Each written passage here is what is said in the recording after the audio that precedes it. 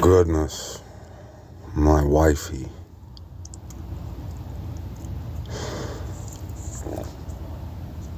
that drone footage really does, it doesn't do it the justice that it deserves. And this camera definitely. I mean, you could see how monumental Lone Peak is, and just massive on those drone footages. And look at the way how small this picture looks. I would take more pictures with my phone, but it's worse than that. It's just, I don't know why, the cameras just can't capture the enormity of the mountains. But I didn't know if I was even going to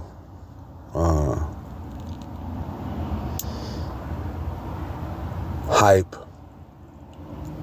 my wifey up quite like this. I've been saying that, that thing I found, I didn't want to put it on there if I'm putting it on there and no one cares about Jerusalem anyway. So I just didn't feel like I should throw it out there. But found something to go into the praise report. And let me tell you, it's amazing. An amazing miracle for me has occurred. Yesterday, or like a day or two ago, I found this channel, was in my feed, and didn't even know what it was about. I don't even know why I clicked on the video. I really don't. I never read the title or even looked at the thumbnail. I just clicked on it for some reason. And she's talking the same thing, basically, that we've been talking.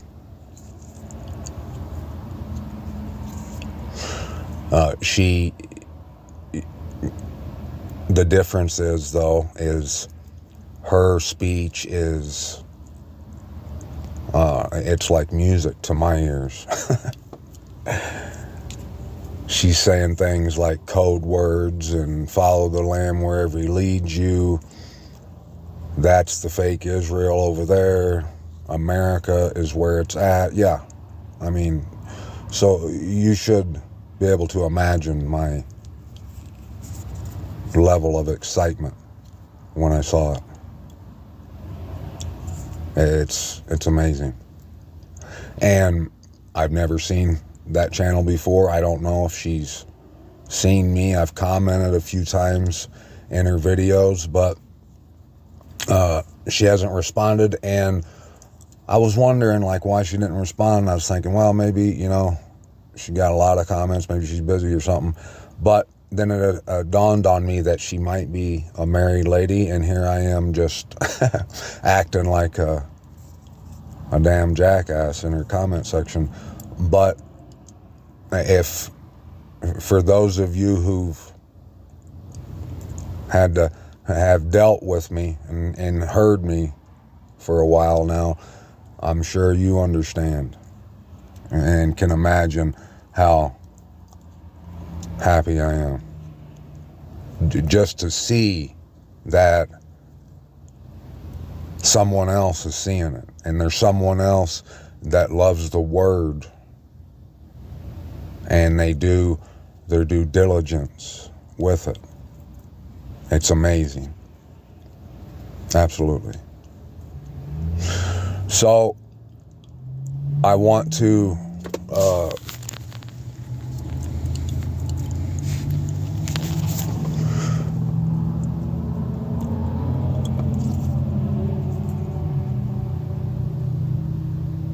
push her up a little bit tonight for you guys. I know my sister's she's a lady, and Sister Bethany, I don't know, I haven't heard from you in a while. Hope you're okay. You should check her out. Sisterina. Anyone, go subscribe to that channel and watch it.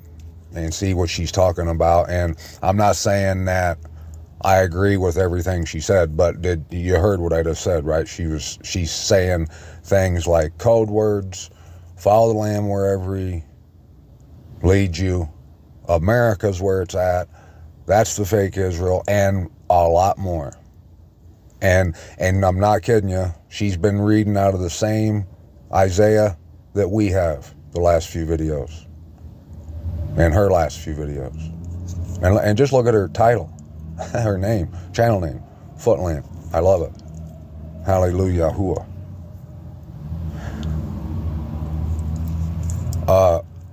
So, being how that's the case, being how some, even if she and whoever, like her people commenting and stuff, even if they all end up hating my guts, which is highly likely, I'm just thankful that someone else is seeing it, and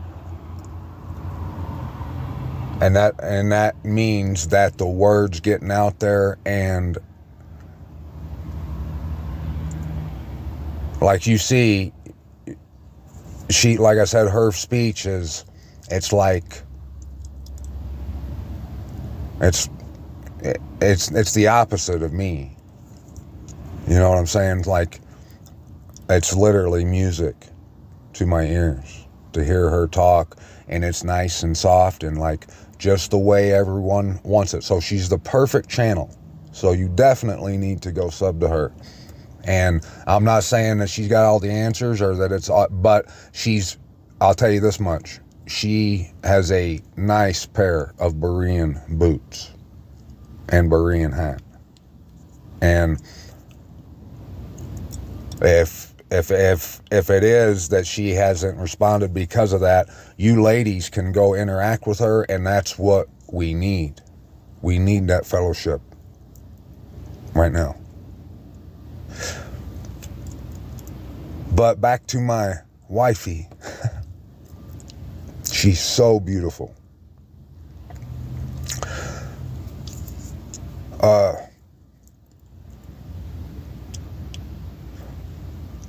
I've never been so happy and satisfied, and I've never felt anything even close to this. And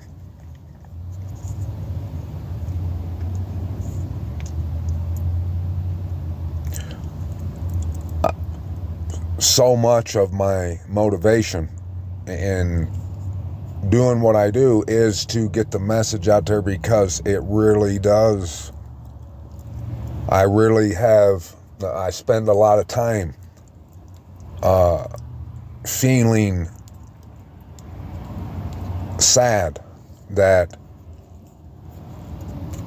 so many people are refusing this, and that they got no idea what it means to refuse this and what's going on. And they just, and especially I feel horrible about the people that argue with me, or like just straight up, it's like they've been denying anything I say. And I'm not even like, I'm talking about instances where people came and talked to me and finally it got, the cat was out of the bag, and they went ahead and let me know what they think about me, and it's because of what I've been saying, stuff like that. And just, they do it so like with like a evilness about it. It's like, man, and all those people, they're telling me how horrible it is. I had someone talking to me, and they said, did you see that one guy who got up on the stage and he started to badmouth ISIS Rael, and he fell over dead with a heart attack? God struck him. That's what they said. I said, yeah, I seen that. And they were saying that was going to happen to me for saying what I say. And just think about this. Just think about what it is that person just said. They said that I need to repent and that I shouldn't be surprised if the Most High strikes me down because of what I'm talking about. And what I'm talking about is wanting your inheritance that we've read about our whole lives in the Bible, and to love it, to like it, and to want to know if there was lies about it told to you, and to find the truth of whether or not the television screen and the history books has told me the truth. And in the process, finally finding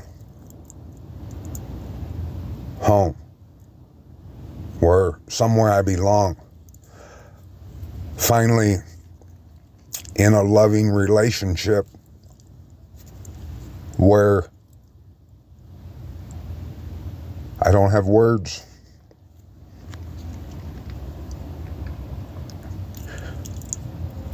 It's everything the Bible talks about. It's everything anyone in the world should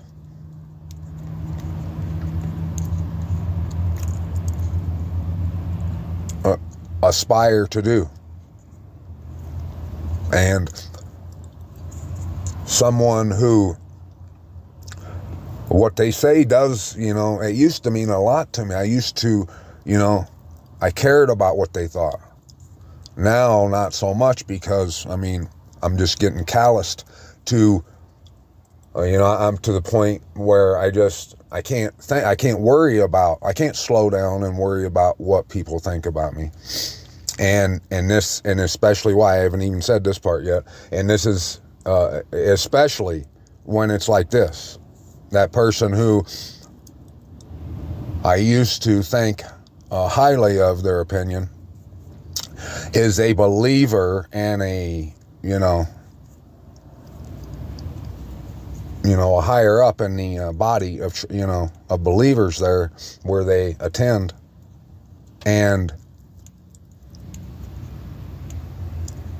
never one time do they ever show me in Scripture why I shouldn't be doing this. And when I try to open it up and talk about it and reason with them about it, they slam it and run, and every time. And yet they're telling me that I should watch because I could get struck by the Most High. And now I know the truth. We've seen the truth about what the Word's telling us. It's told us this. And so, and I care about that person. And to me, it hurts me to know that they're doing that to themselves. How's that person going to feel when they find out that this was the truth, and they're left with the memory of the time that they told me that I might get struck dead for talking about this truth that everyone needs to obtain. And it's what everyone's faith is about. Anyone spiritual, anyone that believes in a creator or a higher power, they have a thought of a reward, of a finish line, not a completion, but they have a goal. And I understand that the majority of the world's goal really isn't, they never do plan on it to materialize, so they don't put much thought into it. Their goal is what they're doing right now, here on this earth. But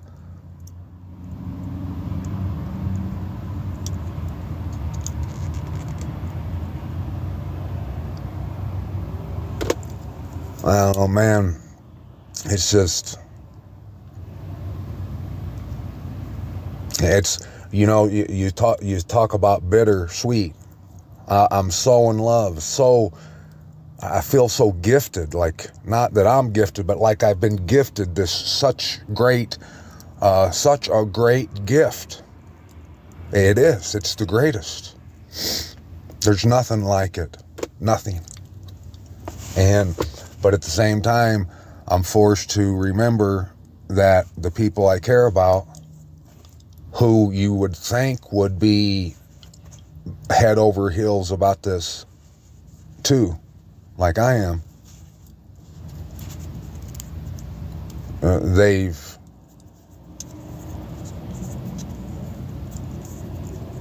rebuked me with, obvious, it's hatred.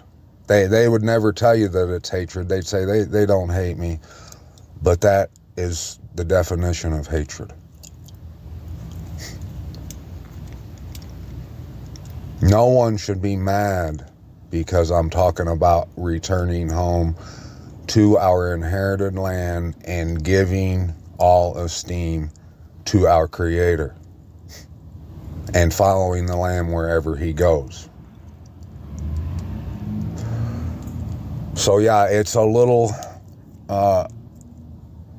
upsetting knowing that your loved ones are at that point in their life right now, that they snarl at the most amazing news that has ever been heard. It's crazy.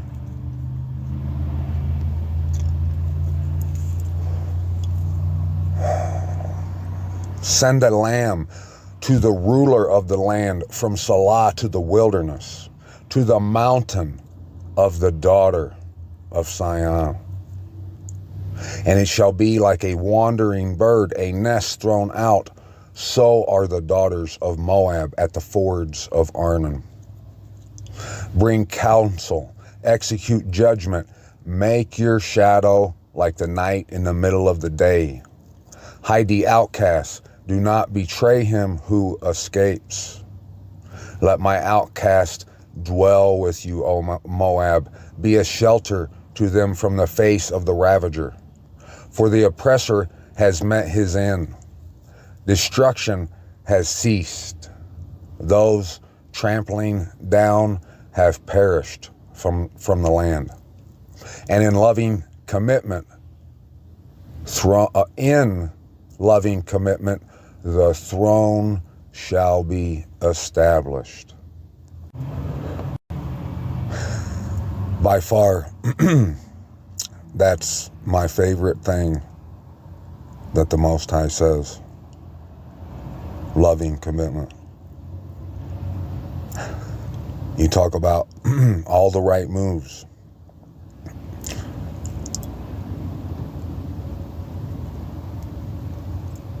All it takes is love to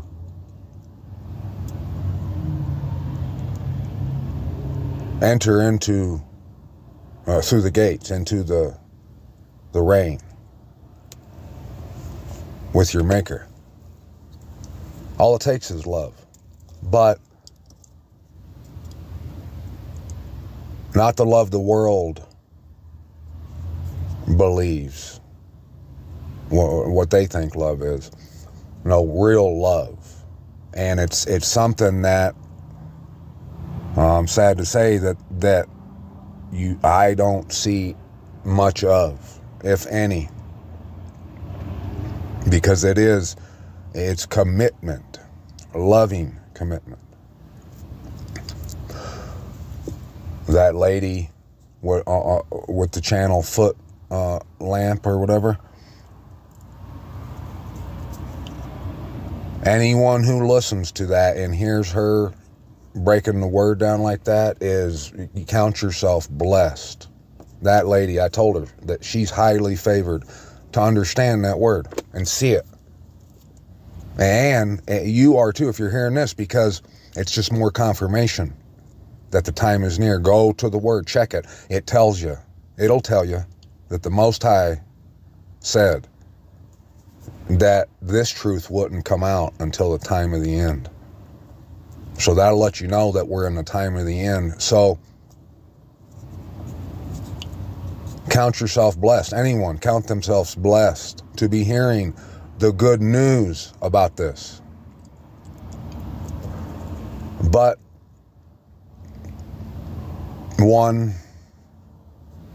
just another harsh reality is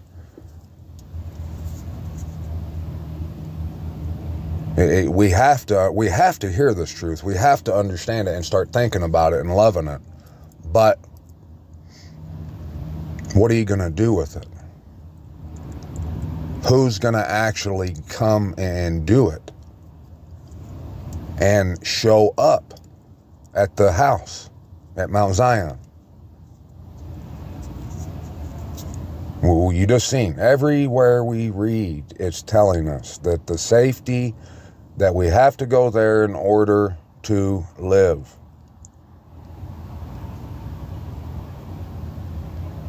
Hide the outcast.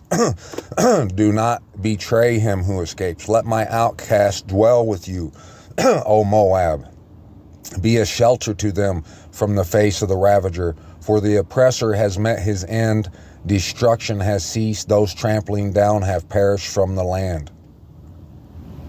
So that lets you know, I mean, for those who've been paying attention and reading all this with me, that lets us know even more, that it's going to be, everything's getting trampled down outside the city gates.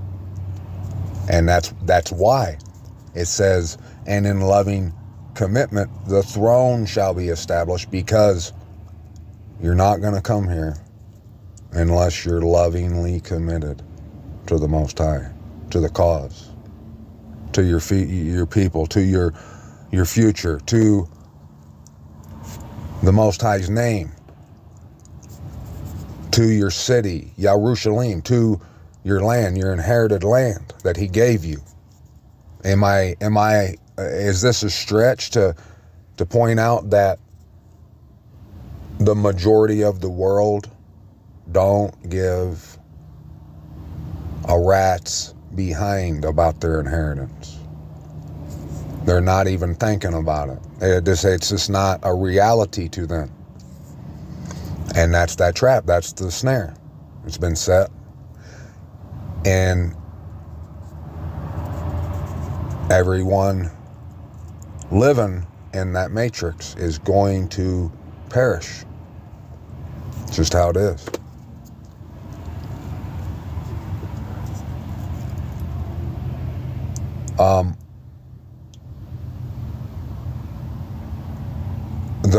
The animals came to the boat, the Noah's Ark, 2 by 2. If the 2 giraffes wouldn't have came and got in the boat, they would have died. There wouldn't have been 2 other giraffes.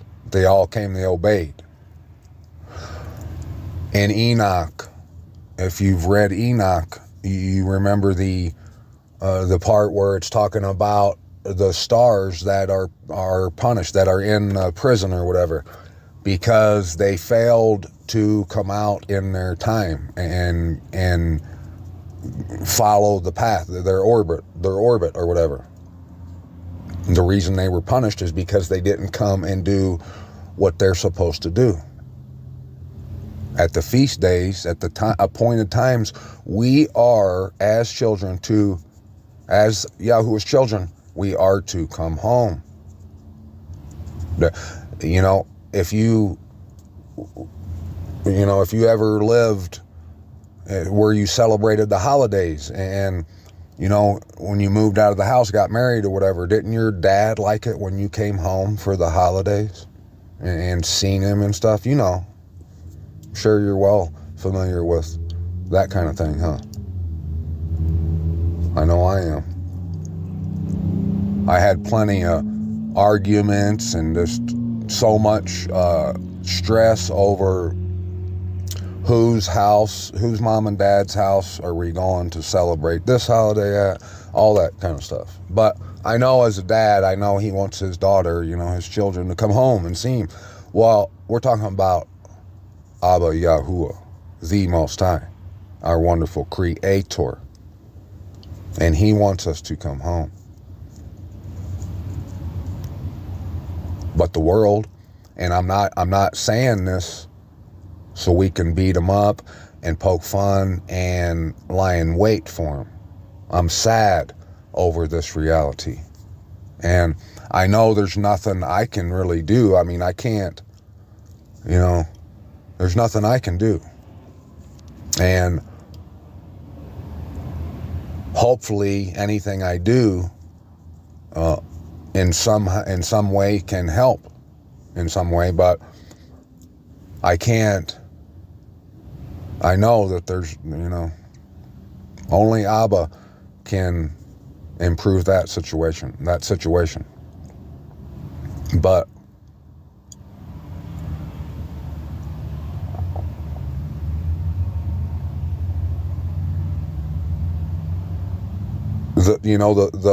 the majority of people who hear me, they don't pay attention. And I know that, my sisters do, a few of you do. And I would like to hear from you more. So, because that's, this is about being a family. And you might as well get used to me right now. and settle in, because it's going to be a long ride. And I can't stop. I have to continue to esteem the Most High, because even though the majority of people who will hear my videos won't listen to me, Abba is listening. He's watching. And therefore, I'm esteeming, face down. And I'm not claiming to have the answers. I'm claiming that he does.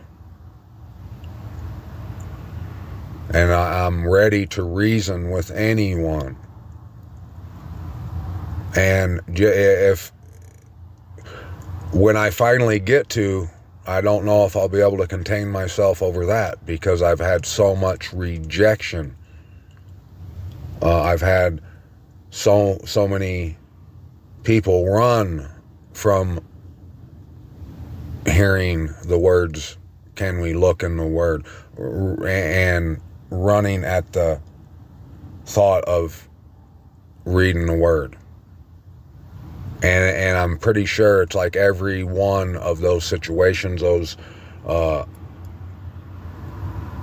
times that's happened to me, and it's lots of times, which makes it even more sad. Almost every time that happened, those people who refuse to open the Word up, they always make sure to say they know what it says. They've read it before. And how dare I act like they don't know what it says?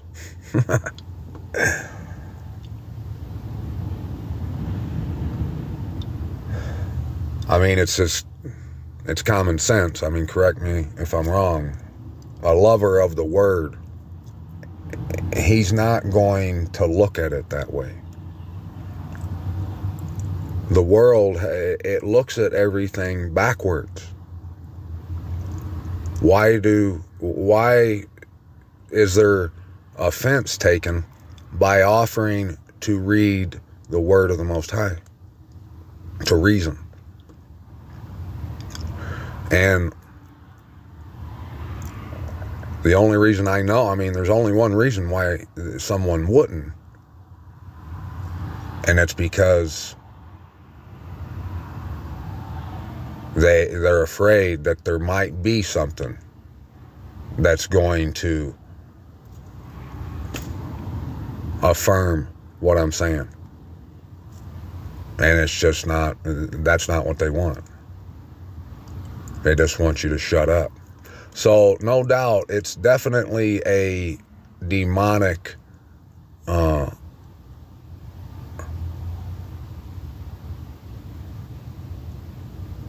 exercise. It's definitely a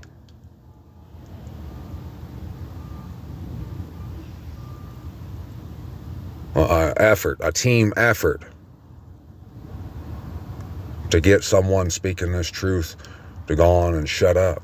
But like I said, Abba's listening. He's got his eyes all on me. And I know that the haters do too, but I'm trying my best to give them no thought when it, as far as when it comes to me making sure I give all esteem. Because those people who would snarl at reading a word and wait for you, lie in wait for you,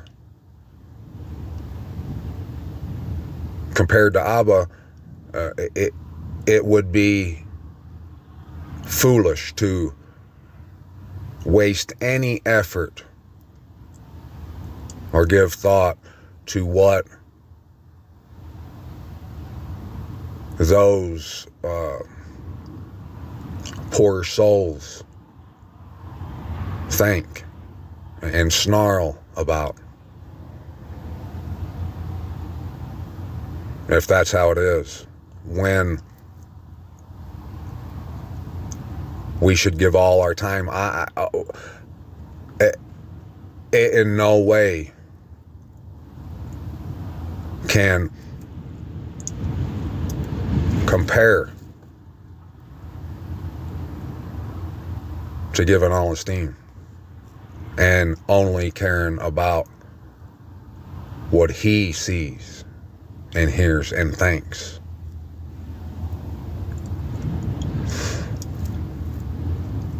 Those of you who've been around for a while, you know that I've tried to soften my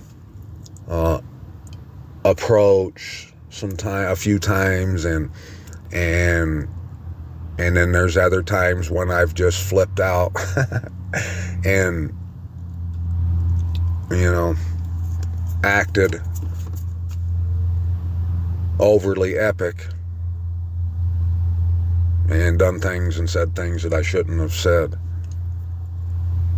And so the way I'm doing it right now, like, I'm sure you'll agree, I'm not talking profanity in any way. Yes, you'll hear the word bullshit maybe once in a while out of my mouth, but no one can prove to me how that is profane or a curse word. And everyone that ever says anything about that don't mind calling the Most High and the Messiah anything they want, you, hating on you, all that stuff. So, I mean, their opinion actually has no value to me. And it's getting more clear every day. And I've spent time trying to accommodate those types, only to wonder why I even did it in the end, after we saw the bottom of their Nikes. And so I'm not doing anything profane, and I know what it does, that the things I say and do ruffles the feathers. I know. And what isn't going to ruffle their feathers?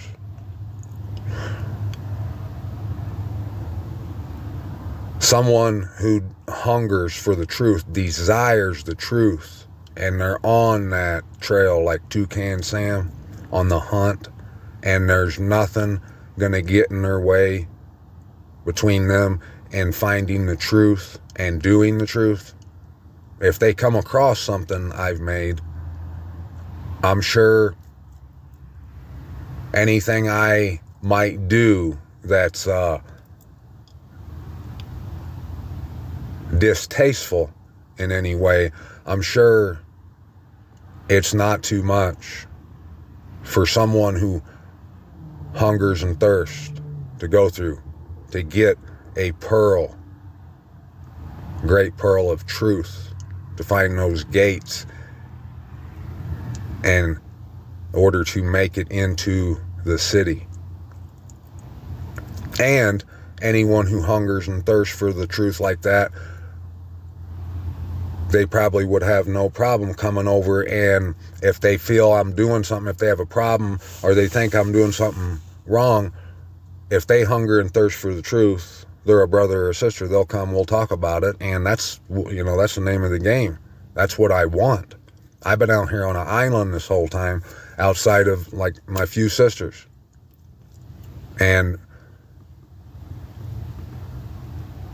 But I don't want to sound like I'm bitching, because we know the Most High's told us just as many times as he's told us about going home. He's told us that when we talk the truth and the good news, that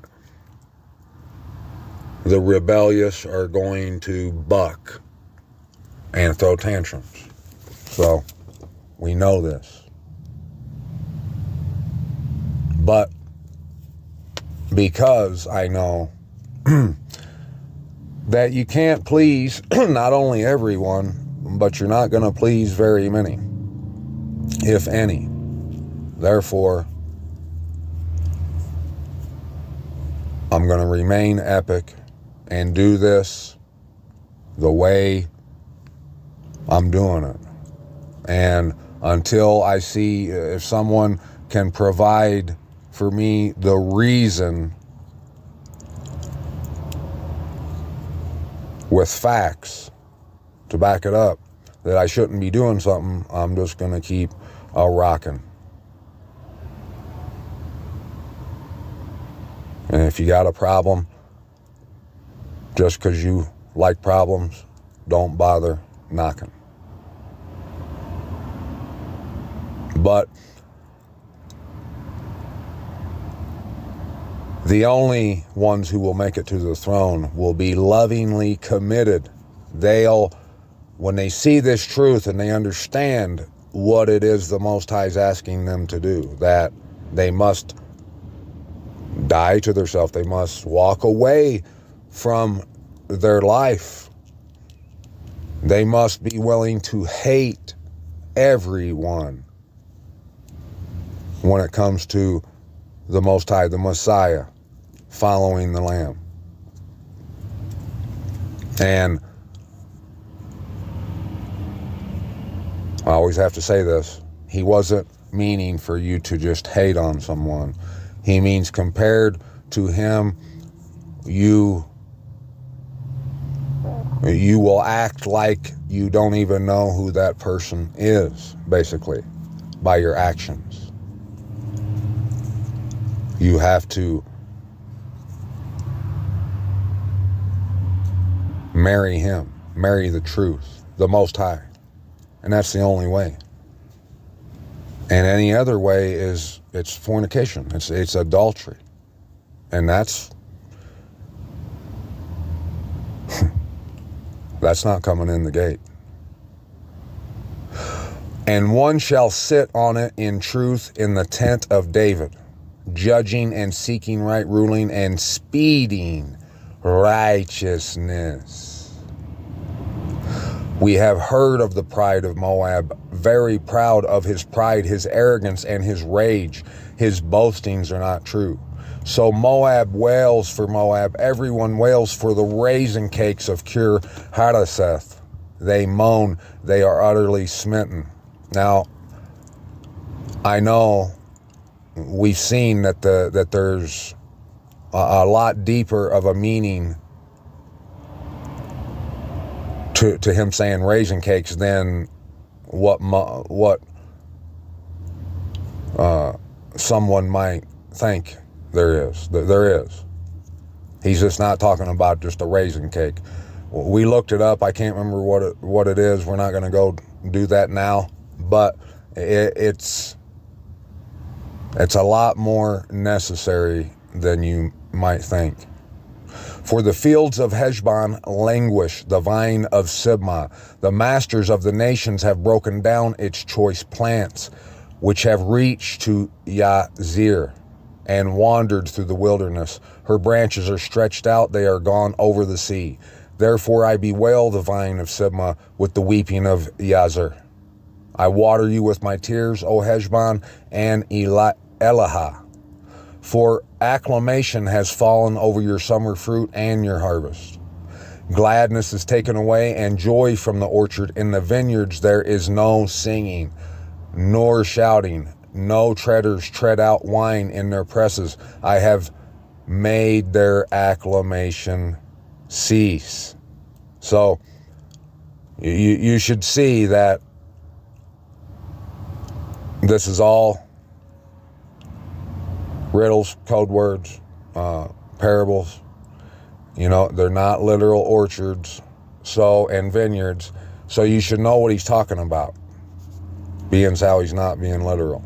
You should know why he's using the words vineyards. And this is letting you know that who he's destroying, they were fronting. They were claiming to be the vineyard and the ones doing the singing. Therefore my inward parts sound like a lyre for Moab, and my inner being for Ker Harris. And it shall be when it is seen that Moab has wearied herself on the high place, that she shall come to her set apart place to pray, but not be able. This is the word which Yahuwah has spoken concerning Moab since that time.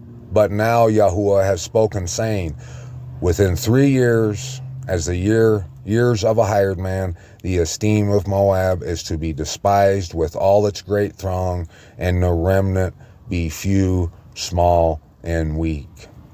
Now, hopefully you remember us working on what the years of a hired man was. And we know that they can't work a man past a jubilee, a hired man. You can't. The Most High said that he has to, he gets a Shabbat year just like you do, and Shabbat. So he can only, after you've worked him 7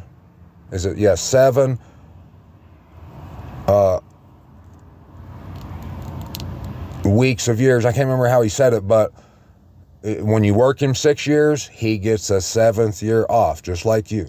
And you can only do that 7 times. So if you take 7 Shabbat years off of 49, you get to 42. So you can only work a hired man for 42 years of labor. And then he is to be released on the 43rd year, the beginning of the 43rd year. And he's talking about, he's trying to let you know how many years is left. So within 3 years, so he's talking about,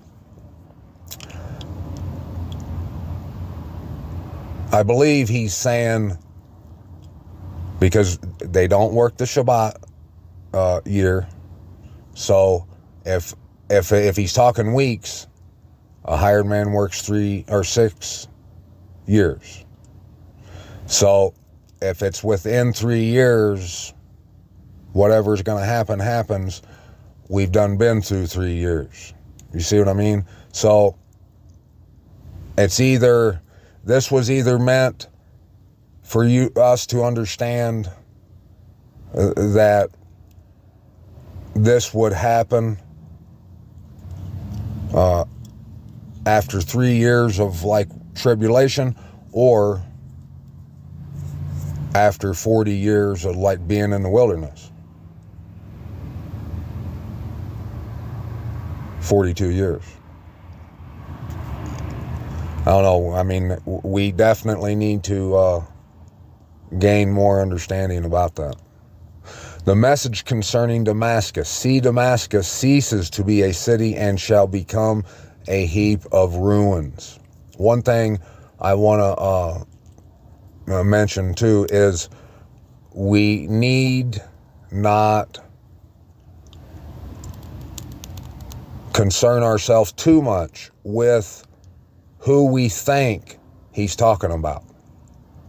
Like, I've seen enough times that the Most High might be saying a name of like a city or a nation or whatever, and you're thinking that he's talking about the city, like the city of Damascus, and he's not. He could be talking about Isis Rael right here. And it's so deep, and so there's so much to it, why he calls certain people this and that, and it's based off of all those years, thousands or hundreds of years,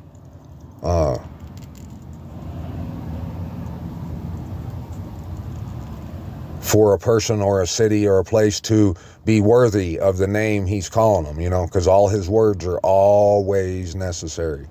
So we do have to understand, who for sure Damascus is. But I have to say that because it's like anyone, a lot of times when people, when they're reading the Bible and they read Damascus, they're automatically thinking about that place in Syria where they say it's rubble. And it is, maybe it is. I don't know. Maybe it ain't even there. I don't know. I've seen drone footage of a smashed city and they say it's Damascus, Syria.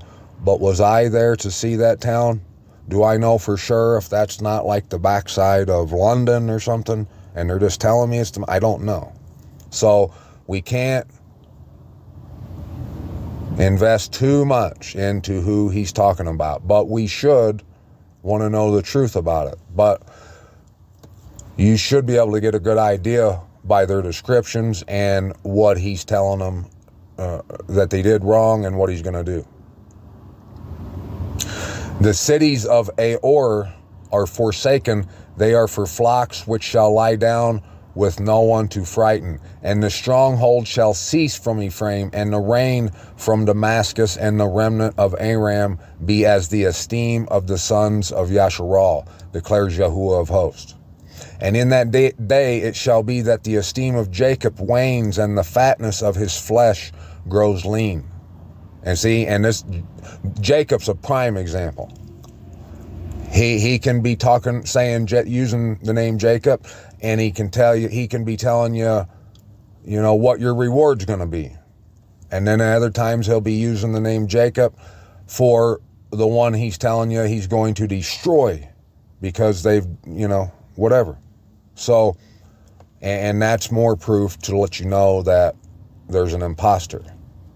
And they came from the waters of Yehuda. They did.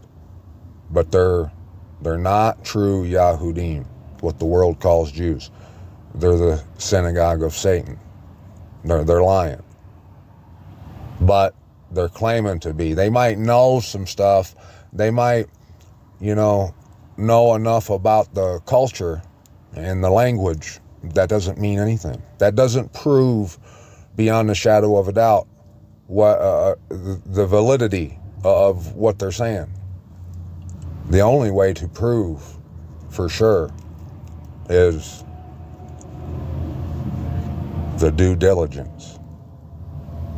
And it shall be as when the harvester gathers the grain and reaps the heads with his arm, and it shall be as he who gathers heads of grain in the valley of Rephaim. Rephaim, I'm pretty sure, is the Nephilim, the giants. And gleaning grapes shall be left in it, like the shaking of an olive tree. 2 or 3 olives at the top of the uttermost branch, 4 or 5 in its most fruit-bearing branches, declares Yahuwah of hosts, of Yasharal. In that day, man shall look to his maker, and his eyes turn to the set-apart one of Yasharal. And he shall not look to the slaughter places, the work of his hands, and he shall not see that which his own fingers made, nor the Asherim, nor the sun pillars. So,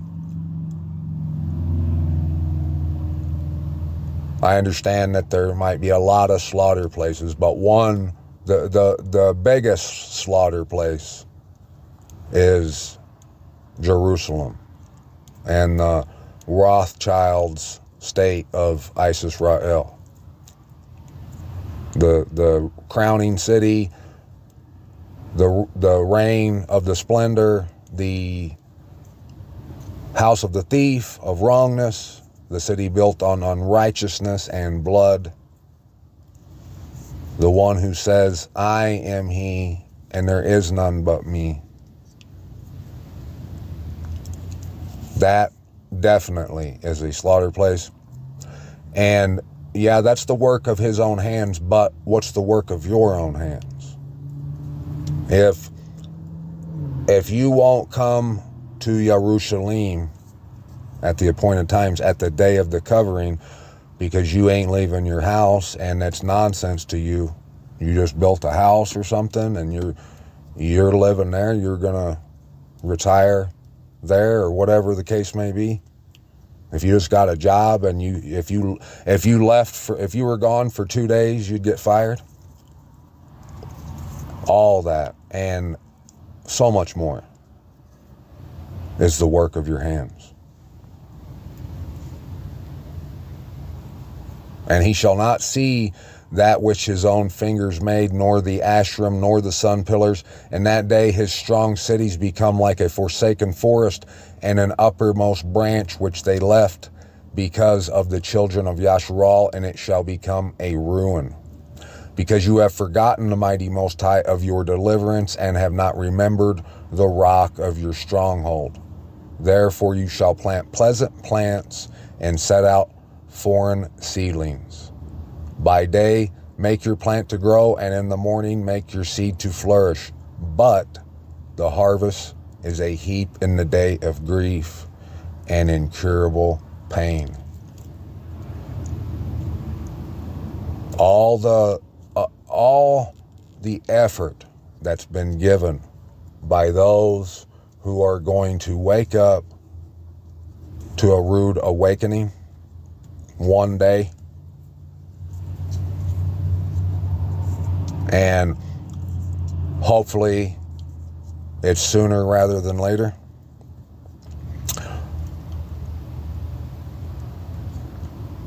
They're going to realize that all that effort that they put towards the Most High or whatever, their heavenly treasure, all that effort and all the times and effort they spent in snarling at someone telling them about the good news that would have saved their life. It's gonna be one miserable day full of shame, sorrow, and weeping and gnashing of teeth. And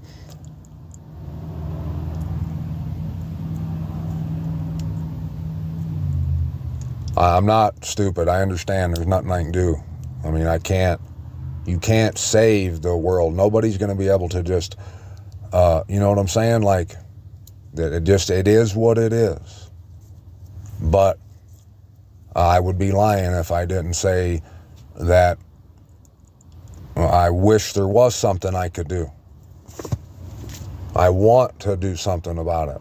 Not so I get any credit, but because I don't want them to go through that.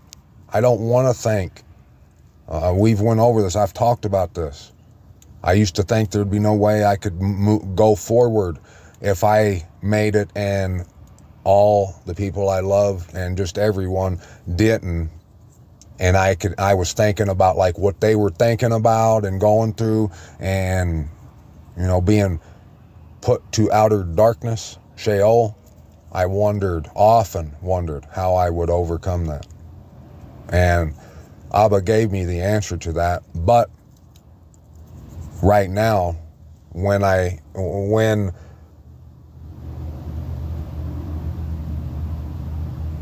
someone might say that there's still time to do something about it, I mean, I have to at least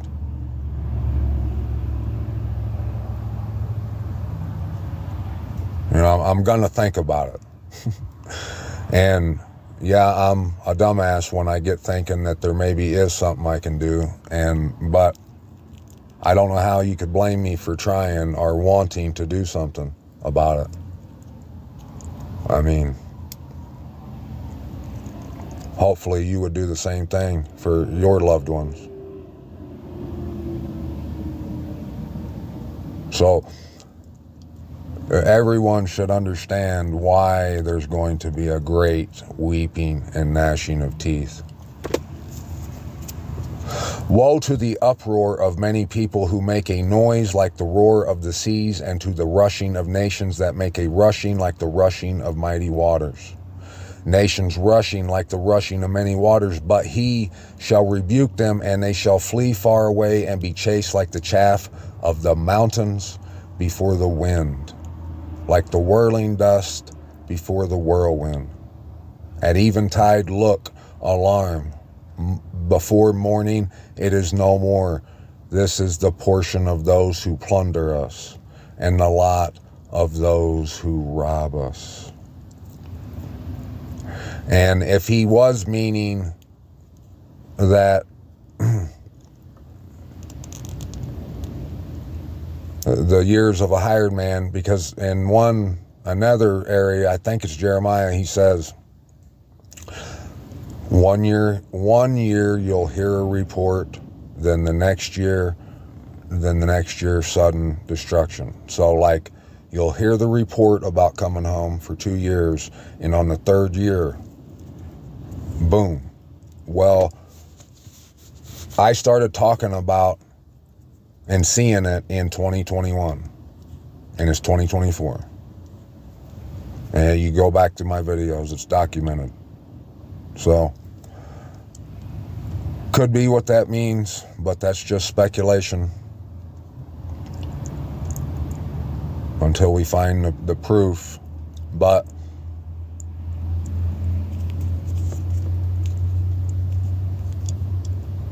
the world, everyone who's snub-nosing the truth, they're being chased away like the chaff of the mountains. And I don't know about you, but how could someone who claims to love the Most High and be all about it, that lives like in Arkansas, how in the world is this so offensive to hear? That there's this magnificent place where the Most High's throne is, that's been hidden until the time of the end. And that place is for you. If you want it, all you gotta do is take it. It's gonna require loving commitment to the one you claim to love and serve. And, and you live in Little Rock, Arkansas, or Tulsa, Oklahoma, what's there to talk about? You should have done been here with bells on. So let me show her off a little bit more, because, well, I'm just getting started, so get used to it. But I put a few of the little arrows and tried to point out a few things, but without the audio, let me point out and just give you a little extra maybe to look at on this video. This is the best out of all the drone footage videos of it I've seen. This is the best. Now remember, it says that the top of Mount Carmel withered, okay? So, and like I said, I wasn't going to show this stuff before, but because I seen that lady's channel yesterday, and she's talking, speaking my language. And I mean, this whole time I've known that the Most High is going to have to bring other people, and it can't just be me that sees this truth. I've been thinking that the whole time, but I'd be lying if I told you I didn't get a little worried sometimes, you know, from the snarling and everything. You know, I've been worried, been thinking like, man, what, is no one ever going to pick up on this stuff and see this? But, hallelujah, do a little dance. Shout for joy and give all praise, all honor, all glory, and all esteem to Abba Yahuwah, the Most High, our wonderful Creator, our righteousness. There are other people that's seeing it. And this is happening. And the only thing you can do is you either get in or get left. And being how that there's for sure a possibility that someone out here might appreciate what I'm about to show you and could eventually use it. And just, for me, I think of it like this too, like that lady on that channel, she ain't got to say nothing to me. I don't have to interact. I would like to, but I don't have to. Just knowing she exists and she's doing that is like a gain for me. It's a win for me. It for one, it takes a lot of wonder away. I don't have to wonder, you know what I mean? And it gave me so much hope and promise to, after watching her, to know that, yep, there's people are going to start talking about this. It's going to gain some steam. And eventually it'll be all the talk, so much that they won't talk about the first Exodus. No. They won't mention it. And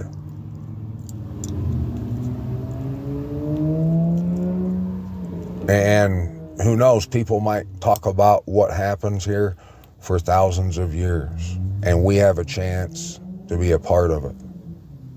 And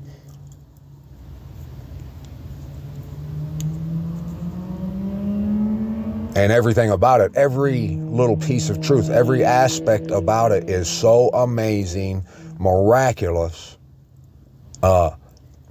satisfying, and the words, my cup runs over, it's just not, it don't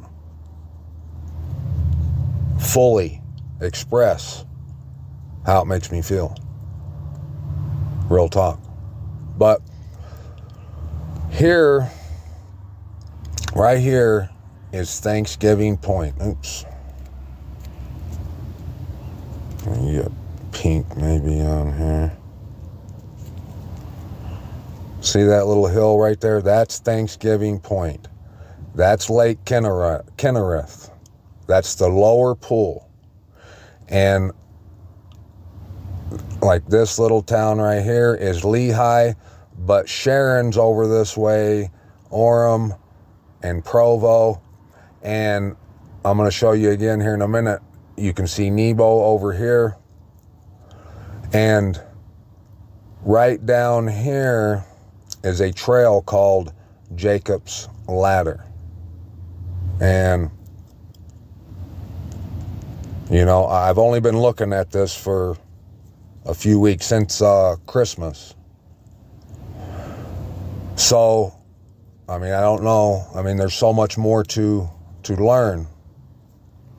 But if you ever come here and see what I'm showing you, what I'm talking about, you can kiss any other love affair, or you can kiss that goodbye. She'll steal your heart. I guarantee you that. There's nothing like it. And it's ours. And we're going to be here with the creator of everything, the chief. We have the opportunity to do that right now. And now we're left with the question, well, what do we go? Can we put one foot in front of the other? Can we walk away from everything we know and we love for this? Because if we can't, you're not going to get this. That's all there is to it. And it's common sense. Why would you get it if you don't choose it, you know? You see, the delusion has the world thinking that they can refuse it but still get it. They can have their cake and throw it in the garbage truck, and somehow it'll go to the landfill and magically appear in their tummy, and they'll be able to taste it, basically. But right up through here is where Jacob's ladder comes, and you can see, I don't know if I can zoom that in or not. Yep, there it is. Look at that. Okay, that thing will go away. Right there. That's Lone Peak. And for those of you who don't know, I'm going to tell a little bit of the story. So, because I know some people, you know, people, they think all kinds of things. And this, we have to use our understanding with anything. No one should assume how I found this and why, and assume that I'm just crazy and I'm just, you know, high off my ass or something, and they give no consideration to what I may have seen or how it's went down, and they got no idea. They could have no idea of why I would be saying what I'm saying and doing what I'm doing. Pretty much anyone that was alive when I turned 42, which was last year in February 2023, at that time I had seen so much of the fact that there was no one alive that hadn't proven to me multiple times and left no doubt that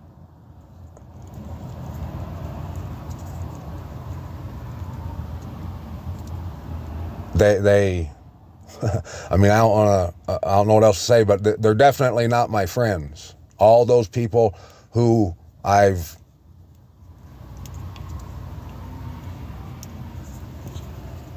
went, you know, and spent lots of time and thought and effort in order to have a relationship with, and people who convinced me that they would do anything for me, and who used me and lied to me and took advantage of me, and no one ever has anyone alive that was alive when I was 42.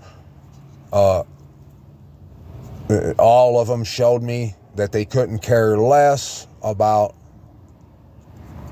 why or who I am, or they only, anytime they were cordial with me or that we interacted and they were nice, I always found out sometime after that they did it because they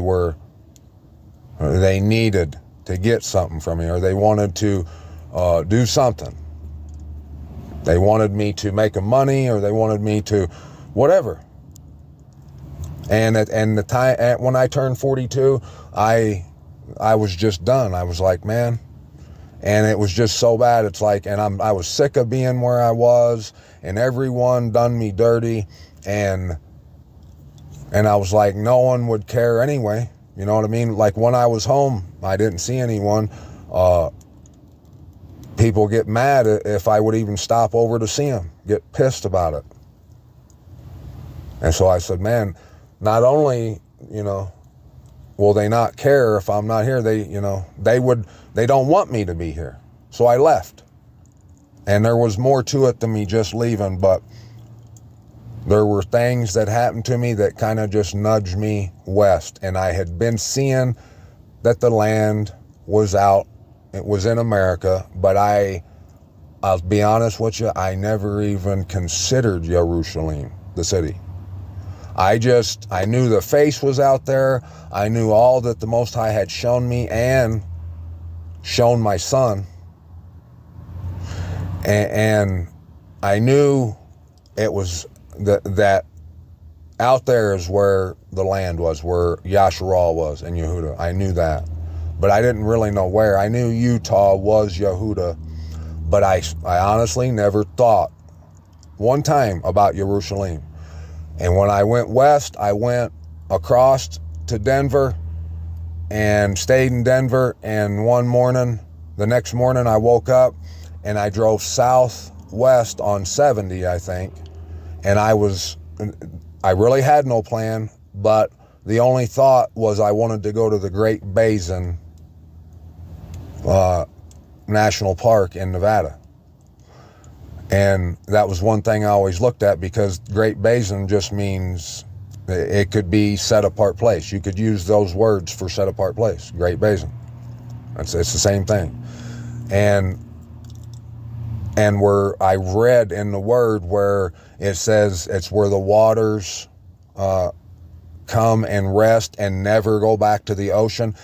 And I've read so much and seen so much that the Great Basin's the only place like that, where the water, the runoff from the mountains and stuff, all of it sets right there, goes down into an aquifer, and they say that it never reaches the sea, any big body of water.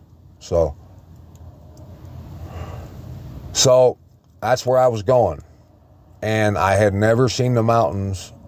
I flew to Albuquerque, New Mexico for like a week one time, and then flew back to Wisconsin. I've been all over east, like up the East Coast, Florida, Texas, Oklahoma, Wisconsin, all in the northwest and all that. I've been all over through there. And I never really went and seen the mountains. And I've always had, honestly, my whole life, I've had this like mystical like draw to like the desert my whole life. And I always kind of like fantasized about just driving across the desert in like a Cadillac or something, honestly. And I always had this pull from it. And I never thought about what, I might do. I always wanted to go. So we left, and I've told this before, when we left, no one even realized we were gone for almost 7 months.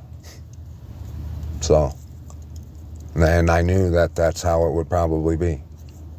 And the only time anyone has said they had an issue with where I've went and what I've done is when they find out why I'm doing it. Then, and they've had a problem, and they said it's because that they miss me and want to see me. And those people, I know for sure that if I went back, yeah, we'd probably hang out a couple times as soon as I got back, but it'd get to another point in my life where I'd look back and realize that I haven't heard from them in like 2 years. They don't come over. I never see them. They could care less. So what was I leaving? I was leaving nothing, and I was coming to everything. And I drove to Grand Junction from Denver, and I stayed in Grand Junction for like 3 days. And then I went left there and went west, and I was going to the Great Basin. And I honestly, I don't think I've given very much thought to Salt Lake City area either my whole life. Never. Just never even considered none of it. But I knew Yasharal was out west. So when I left Grand Junction, I went west and I ended up in Salina, Utah. And I got into this, I stopped at this truck stop late at night, and I went back and took a nap and fell asleep in the back parking lot by this big mountain. And I woke up, it was like 8 o'clock in the morning, and I knew I wanted to just keep going west. The thought was, well, I'm just going to keep going west, but there's a highway there in Salina that goes straight north up to Jerusalem. And I was like, you know what? No, I want a hotel. I'm going to go get me a motel and get showered and stuff. And I went north. And when I come around the corner into the Wasatch Valley and I seen the mountains, I've been hooked. And I ain't been the same since. And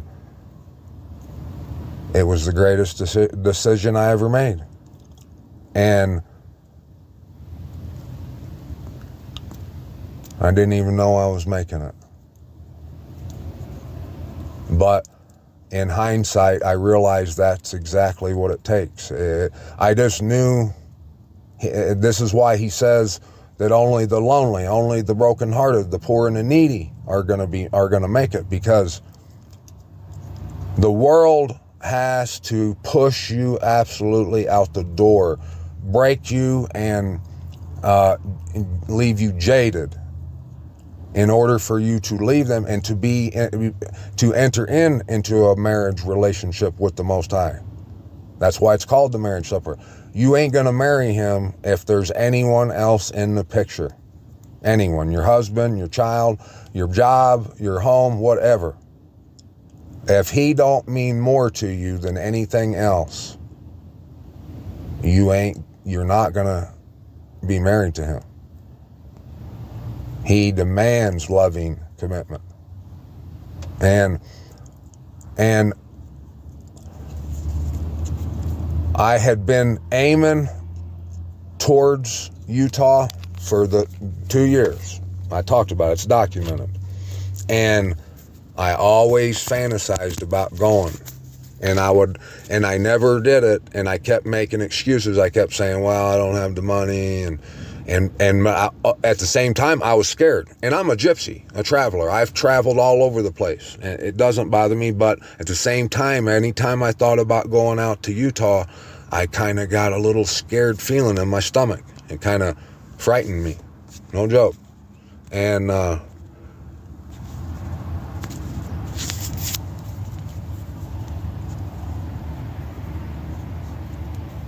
there's some things I won't get into now, but there's some things that he did to kind of nudge me.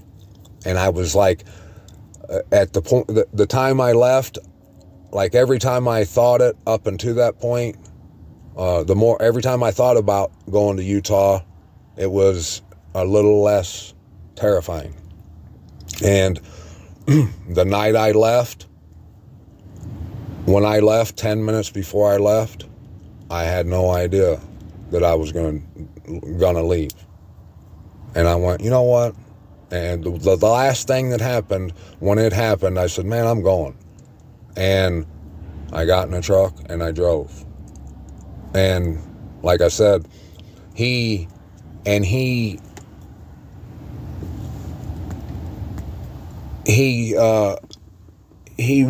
carried me all the way out here. It was a blast, and like I've said so many times, like I can't even begin to explain how, what I've gained. Like,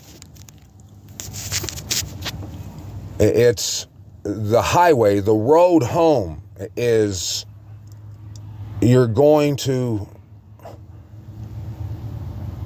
it's everything that you could ever imagine that you want.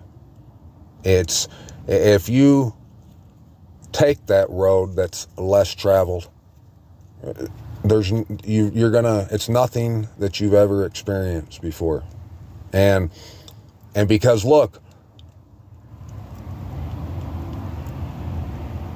the Most High started to show me that the land was in America and that we were being lied to.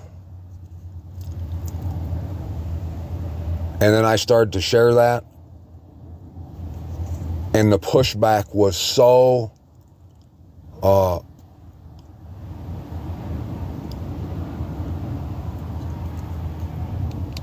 much, and there was so much pushback, and so many people laughed at me. So many people that I used to value what they thought about me, it's caused them to laugh and think that I'm crazy. No telling what they say about me over this.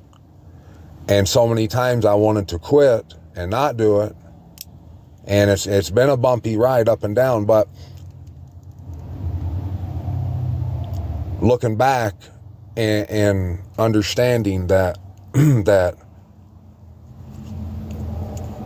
I'm still doing it. I still, even though there was all that opposition, all those reasons for someone to give up and not do it. However it was that it happened, I made it through those. And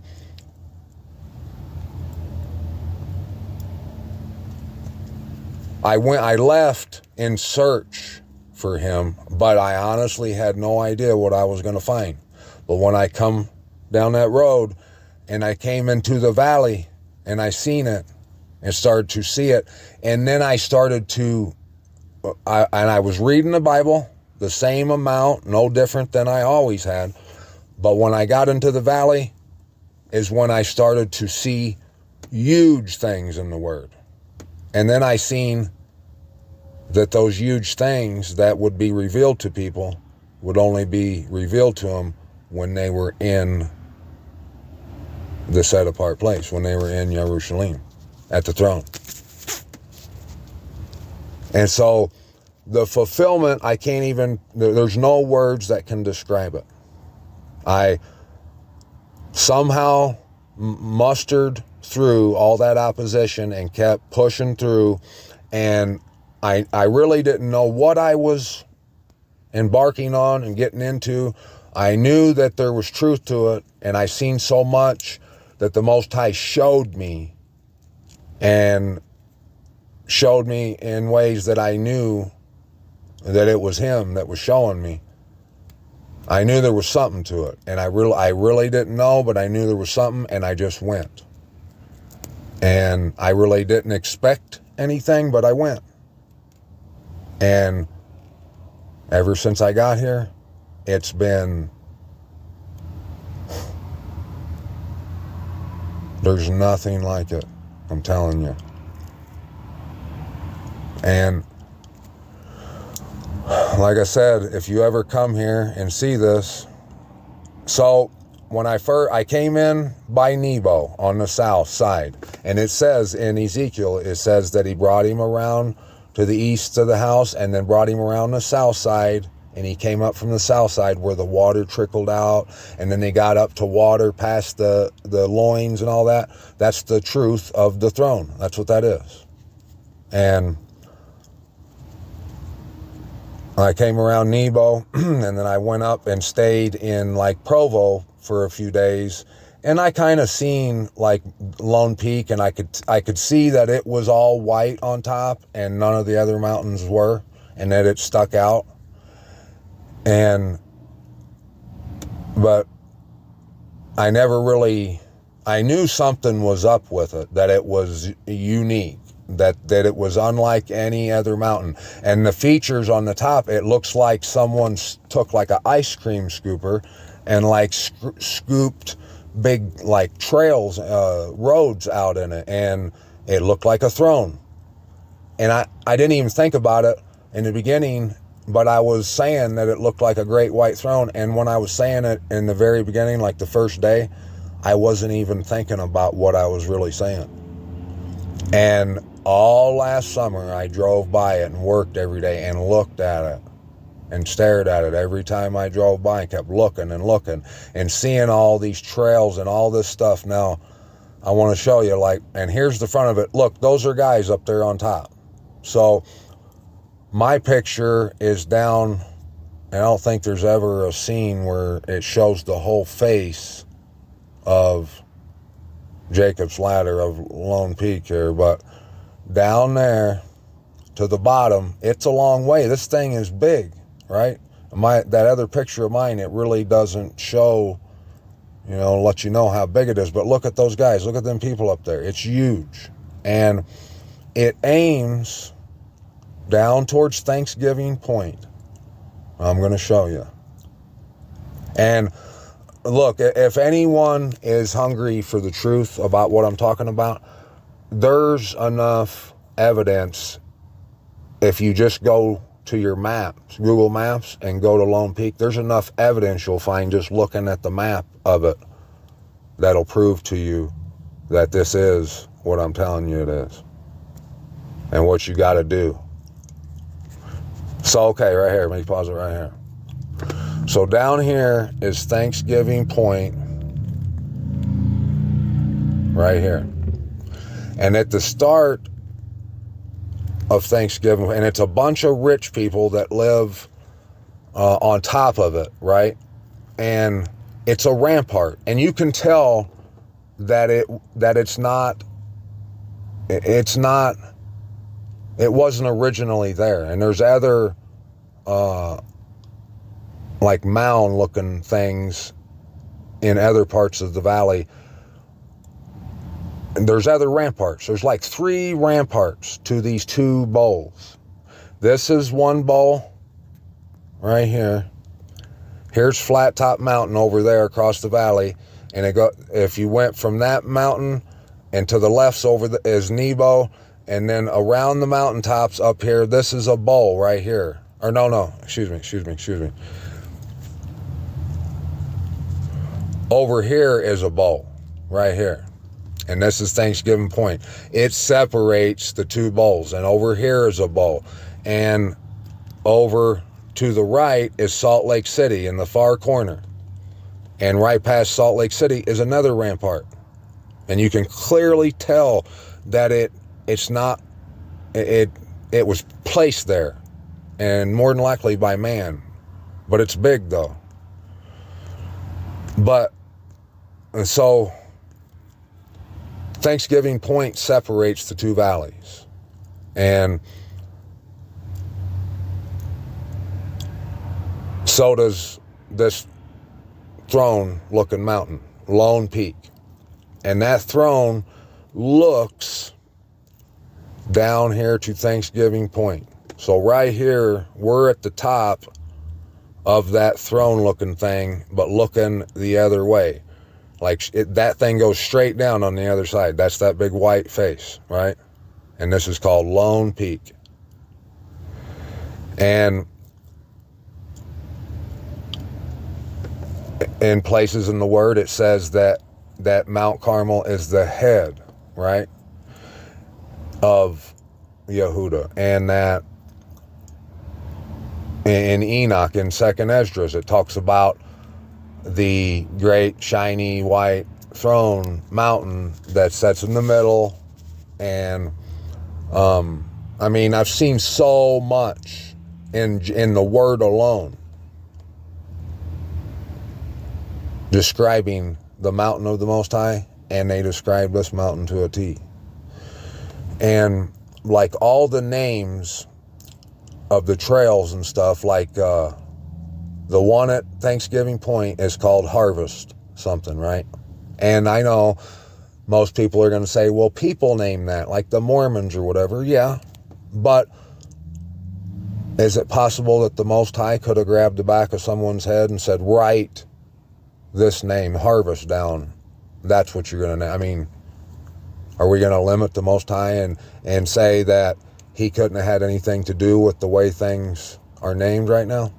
And once you see all the names of everything, you're going to know. You're going to know for sure. And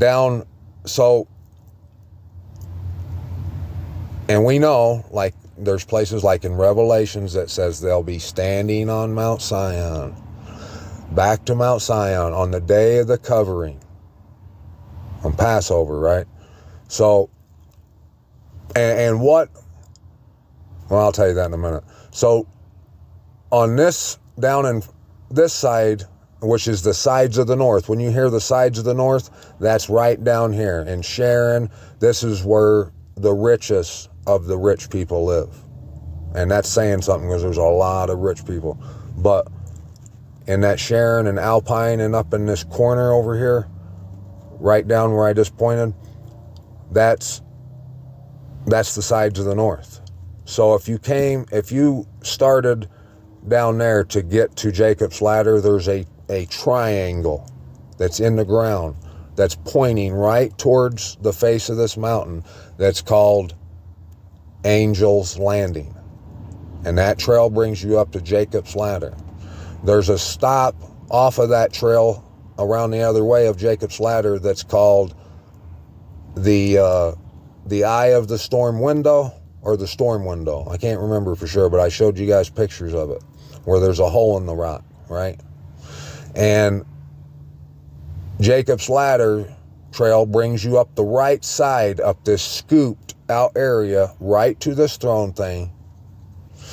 And then if you were to go left, after you left that throne thing, the trails there are called wedding bells. And it's like wedding bells this, bells that. And it brings you around down to a town called Draper. Draper and Vineyard and all the names.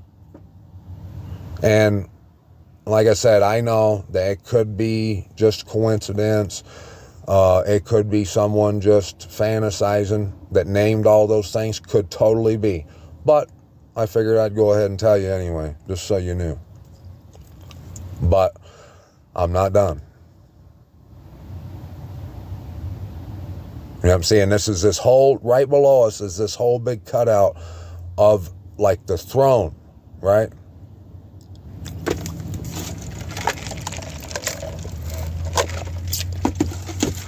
I'm trying to get a view, scene with Nebo so you can see where Nebo is. Okay, now look, that's looking northwest there, so Salt Lake City is like right down there. Right over here is the Great Salt Lake, way off in the distance, right? So this is a bowl right here like that, right? And I've said before, like I've never seen a place that there's virtually no crime, and it's like, it's the greatest place ever. And it's the farthest from Babylon you're going to get until, even what's here leaves. But if I had to say, like, what would be the only area I might lock my doors if I'm driving to, that would be Salt Lake City.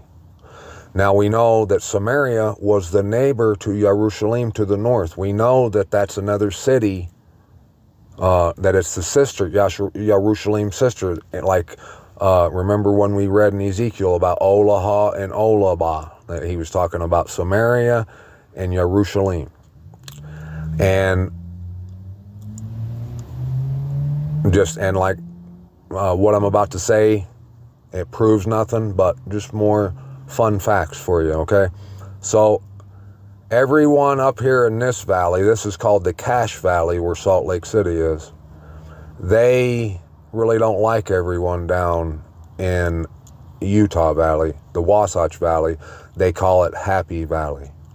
And it's my favorite part, Happy Valley is. It's the cleanest. Like, I honestly got no doubt that you could drop 10 G's out of your pocket at any place in that town, and somebody's gonna break their arm to get it back to you. You know what I mean? It's just beautiful. It's amazing. Everything about it. And everything about it, there's so much about it that you realize was it's like it's destiny. Like everything about it. And if you do this and you have any worry or fear at all, one day you'll get to a point after that where you'll realize there was never one thing to fear, and it was the Most High has literally coddled you this whole time. And it's like you're realizing that all this was made for you. The end of the age is made for us, the remnant. And so just think about all the people that are laughing and they're saying, man, he's crazy what he's talking about right now. So they're saying the end of the age wasn't made for us, that this couldn't be possible. And see what they're missing out on? They're missing out on a chance of a lifetime to do something that many have longed to do and hope to get to.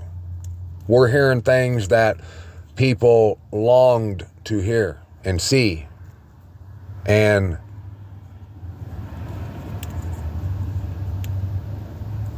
I'm going to deny actually receiving and living with the Most High for this, so I can fit in with the Joneses when the Joneses wouldn't pee on me if I was on fire. It's nonsense. But so the two valleys kind of don't really like each other. They kind of feel isolated, like they're different valleys. And the southern one is Happy Valley. And this, like I said, this is the best drone footage I found, but I assure you, this does nowhere near enough justice for my wifey. And it looks magnificent right here on this video. So right here, now we're looking south, yeah. So right here, this is Thanksgiving Point, Lake Kinnereth, Lake Utah, and you might see that. Right there is the top of Nebo.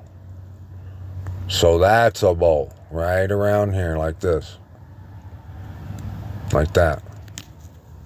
Okay? That's the lower pool. That's the upper pool. The lower pool was once dead, they know, but now it's teeming with life. If you go read 2 Kings chapter 2 and chapter 3, I think, about Elijah and Elisha.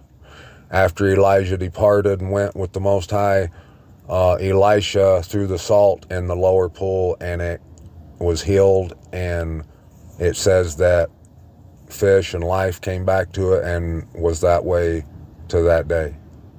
And it is. And it's named Lake Kinnetheth or Kinnereth. And like anything, if you're here, like I came here and I still had to work. I mean, we still got to eat until all this is whatever. But there's no issue. Anything that you might fear, like, well, what am I going to do about this? When you get here, that question will be answered in a way that satisfies your every bone, and you'll know that it's perfect. It's like it can't get no better. It was custom made for it to happen this way. And I could go on and on. And so you have nothing to lose by coming and checking this out. You got nothing to lose. If you can't, like if we were talking and I told you that and you said, well, I can't get enough time off work, so you're going to miss out on this, on the kingdom, your throne forever, the chance of a lifetime for your job. And if you do that, don't be surprised if you're not like fired in the most horrible way not too soon after that. Not too long after that. But nothing can compare. Nothing is worth this. And we're told very few are going to find it, so I understand that. But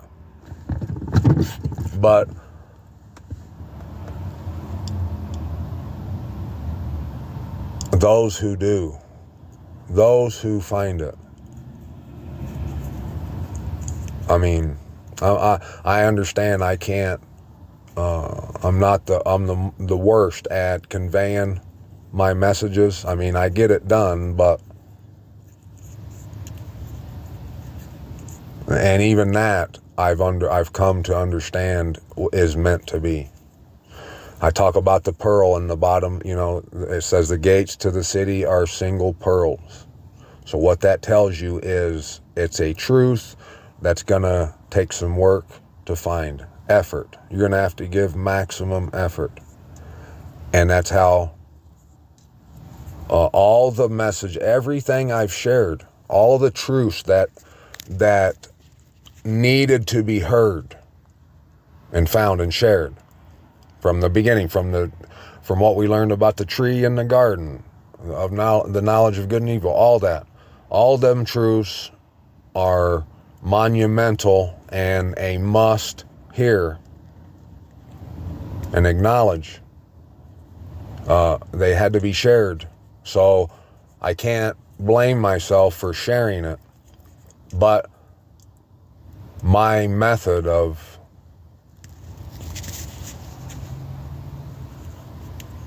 dishing it out,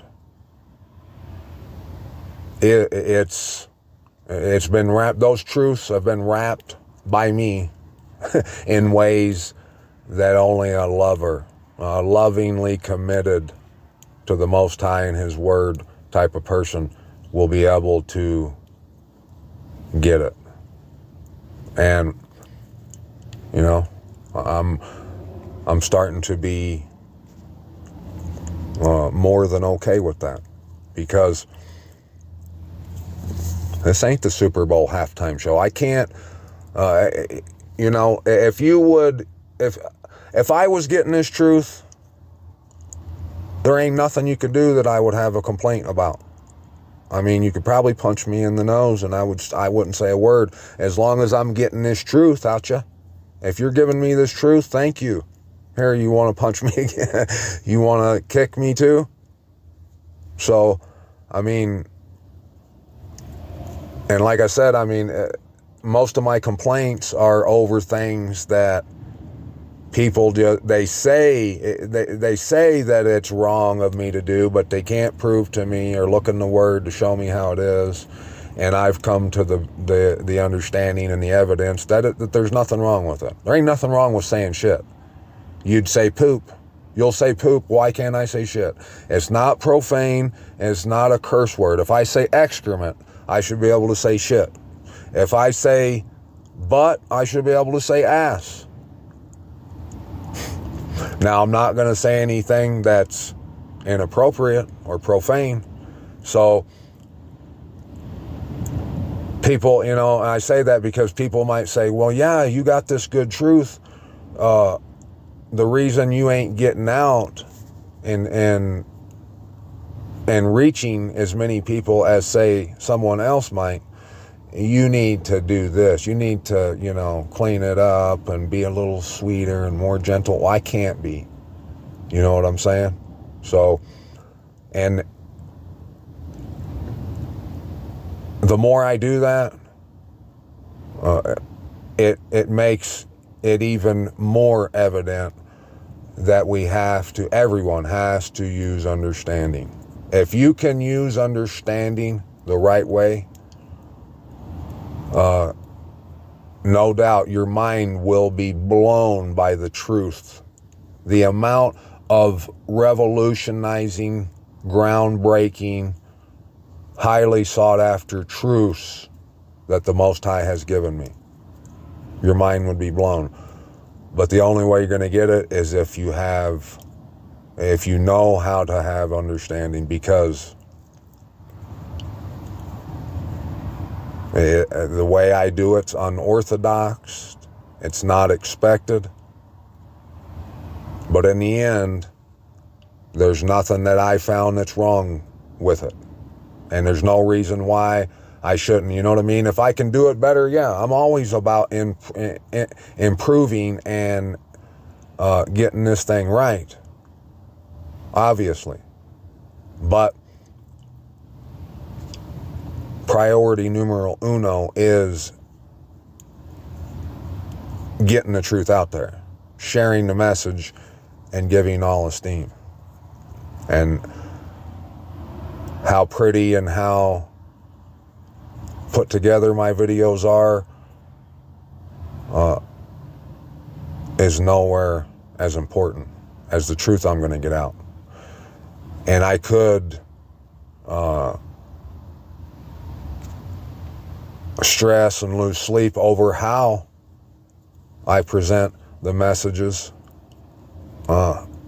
and give all that effort and time into it if it wasn't for all the times I've dealt with people complaining about how I do it, just to realize that it wouldn't have mattered how I done it, that they would have still complained. So that's the thing. You got to be broken, crushed in spirit. If you are, and you've been looking for the answers, you want to live with the Most High, this is what you have to do. And when you do, nothing else is going to matter. Nothing. So Nebo's right there. And what else was I going to say about Lake Kinnereth? And there's a town named Salem down here. Way down here in this bottom corner, like right over there, is Salem. And when I first came in, and if you go to Ezekiel, you'll see, and I didn't even think about none of that when I came here. I was just coming here I was going to stay at the Best Western right up here in Springville for the night, go back to Salina, and go back west towards the Great Basin. Needless to say, I haven't left the two valleys. Well, I did go to Idaho one time in between to buy a camper shell, but other than that, I've been right here, eyeballing, staring, burning holes in this mountain, looking at it. But I come around from the south, around Nebo right there, like I came there, and then I come up here to the hotel, right? And that's, that's when I first seen Mount Carmel, or Bald Mount, Lone Peak, and all that. And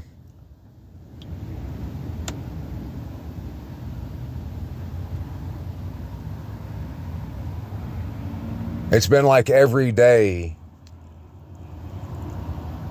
How can I put this? Every day that I'm here, and I know no one really here except for Son. And thank Abba for him. But every day that I'm here, I forget a whole lot more about where I've come from. And I'm not just saying that. I'm being real right now. People will ask me about something and try to get me to remember. Like, I've always, like, I could tell you every road where I'm from, like the back roads and how to get from here to there. And there's been so many times where people ask me where something is, and I'm not kidding you. It's black. There's nothing there. I cannot remember nothing about it. And it disgusts me to even think about any of that back there. Or, you know, there's nothing there that I can't even think about it. I don't want people to die. I want them to get this truth, but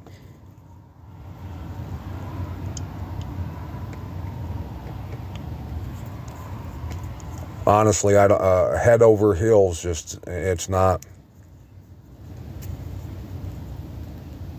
it doesn't explain sufficiently what the Most High has given me. And I mean, there's so much that I can say about it. Like, now I know it's over. It's a wrap. As long as I keep doing what I'm doing and stay right here where I am and do as the Most High said, I'm in the door. It's a wrap. And before I came here, I didn't know, even though I thought I did. Now I realize I would have died. If I wouldn't have came here and stayed there, eventually I'd be weeping and gnashing my teeth. I'm so blessed and fortunate that I was led and I came here, whatever you want to call it. However it happened, and I'm here. So, and another thing too, that throne, okay, now this is what I'm going to tell you. Okay, so the throne peak, that's Lone Peak. And if you're on Thanksgiving Point and you're looking at the throne, the peak behind it is Thunder Peak. And I never learned that until after I started talking about thunder and what thunder and lightning meant. And if you don't know, the thunder and the lightning means, what that symbolizes is the Most High's whistling from the throne for you to come back home. That's what that means. It's about the throne. And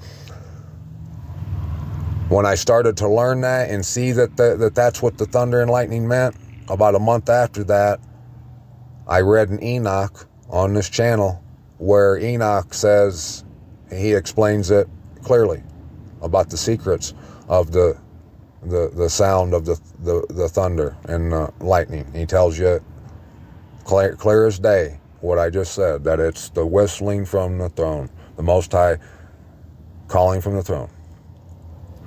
So the one behind it's Thunder Peak. And then where it says Mount Baldy on the map, there's two peaks there and they're called Twin Peaks.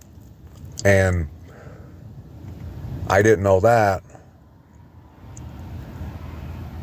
until a while after I found out about the old TV show called Twin Peaks.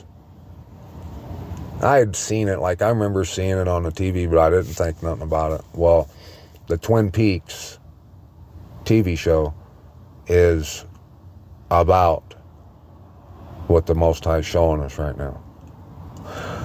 The guy, he's like an investigator, just like all of the, pretty much all of those stories, main characters are. But the Twin Peaks movie is about the White Lodge and the Black Lodge, and how you get to the Black Lodge, how you avoid it, how you get to the White Lodge. And I've read some of the plot, from some of the episodes on here, and sure enough, the guy, whoever made that, knows exactly. So, wouldn't surprise me if he was a fallen angel. I don't know. But whatever he is, he knows. And go read it, and you'll see. And I looked for reasons why they called it Twin Peaks. I didn't know why they called it Twin Peaks until I found the Twin Peak on this mountain. Then I knew. And it looks just like Lone Peak, but it's smaller. And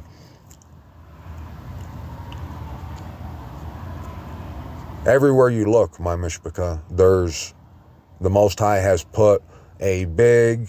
painted a big picture, and he's standing there with a big microphone.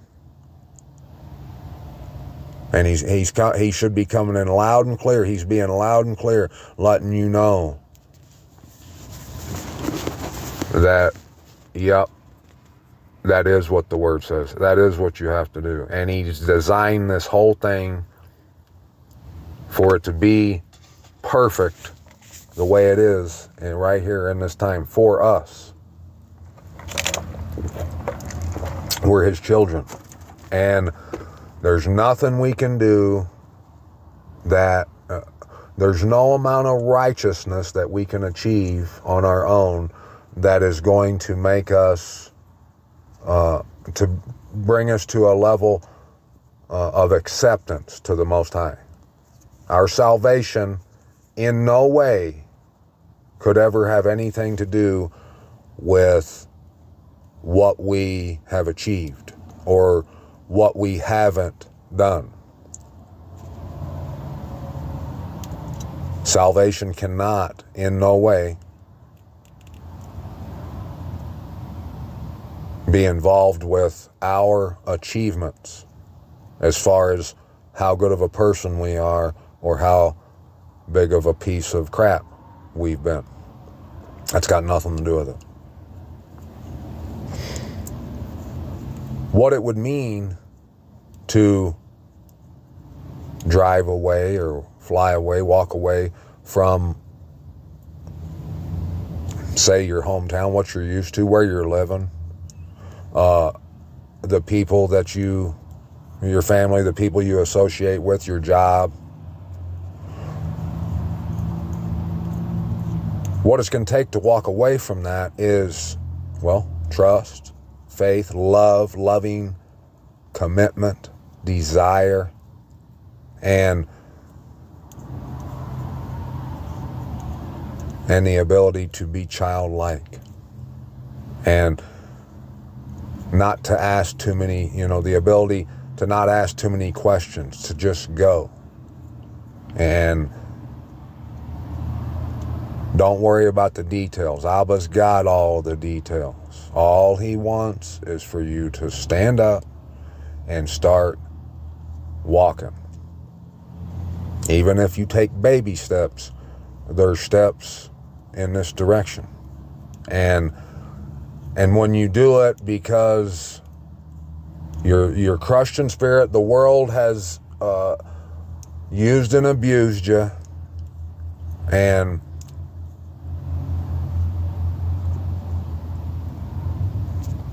you had nothing to really stay for. I mean, you could come up with some stuff, but you just go and you just trust. And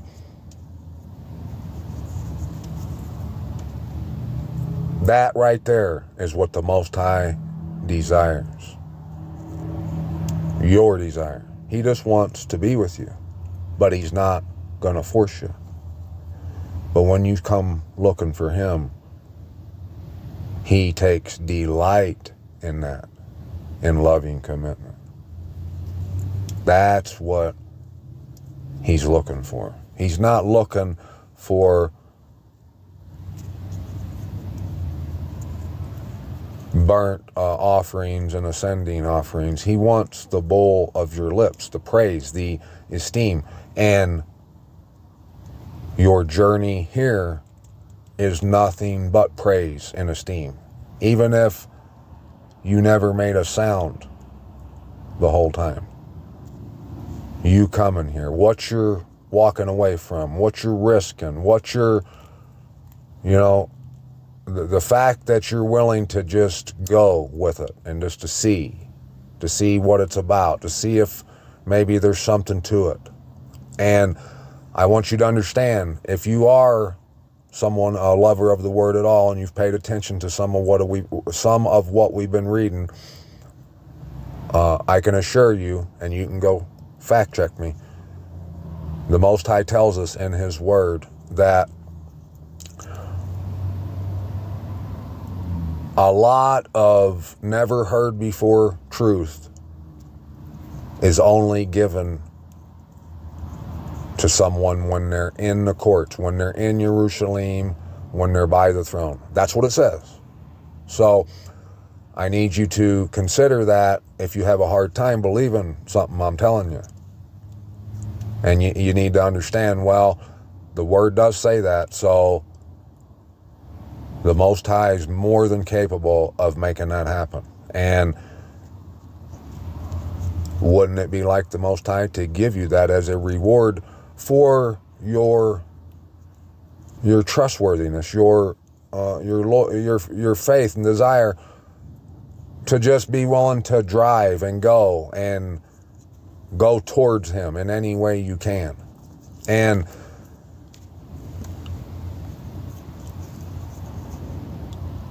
this right here is going to let you know that you are far more blessed than I am, because I didn't know Jerusalem was here. I didn't know the beauty of it. I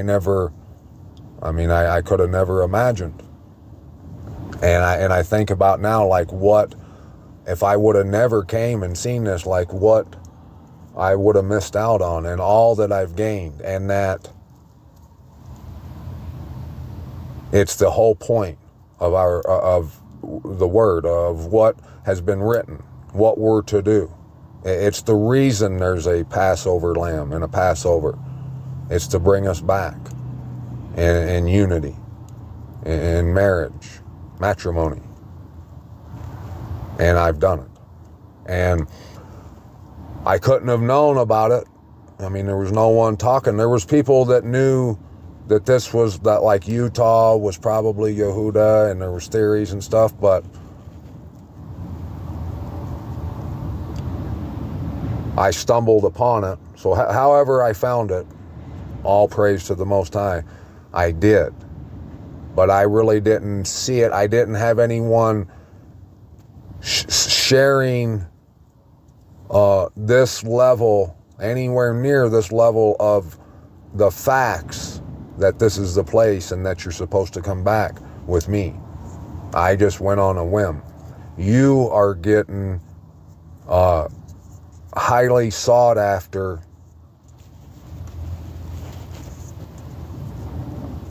life-saving information that I didn't have. And like I said, so look how much more of an advantage you have into actually doing this. And just think about it. Just give some thought to it. Like, it all it would take is for someone to drive. That's not much to ask. I mean, that's nothing. Anybody can do that, right? But just think about all that really implies. Like, it actually is a lot to just drive. Look what it's going to take from someone to get them to just go, just drive, and just to do it. Right now, to the average person, man or woman, that is way beyond anything. That's asking way too much from anyone. No one is willing to even consider it. It is a big price that you got to pay. But it's so simple. And it's what's going to separate the living from the dead. The dead are unable to let go of Babylon, although a lot of the dead will tell you that you're stuck in Babylon, and they're not. But they're not going to walk. They're not going to believe that this could be, that it's possible. And even if they see it in the Word, they start to see it, they're going to realize that they really aren't that bowdy. They're really not the soldier for the Most High that they've claimed to be. Because now they realize that they have to go here, and they realize what it means to go, that people are going to think they're crazy. They're going to lose some things. They can't leave what they got going on back there. They're going to realize that, well, serving Babylon, serving what I've made with my own fingers out here in Babylon somewhere is more important to me. And I don't have childlike faith to be able to just go. You know how many people I've had tell me, like, are you crazy? You just went? And I mean, what are you going to do? What are you going to do? If you only knew what I'm doing and I'm about to do. And I'm only saying that because, well, you can read about it.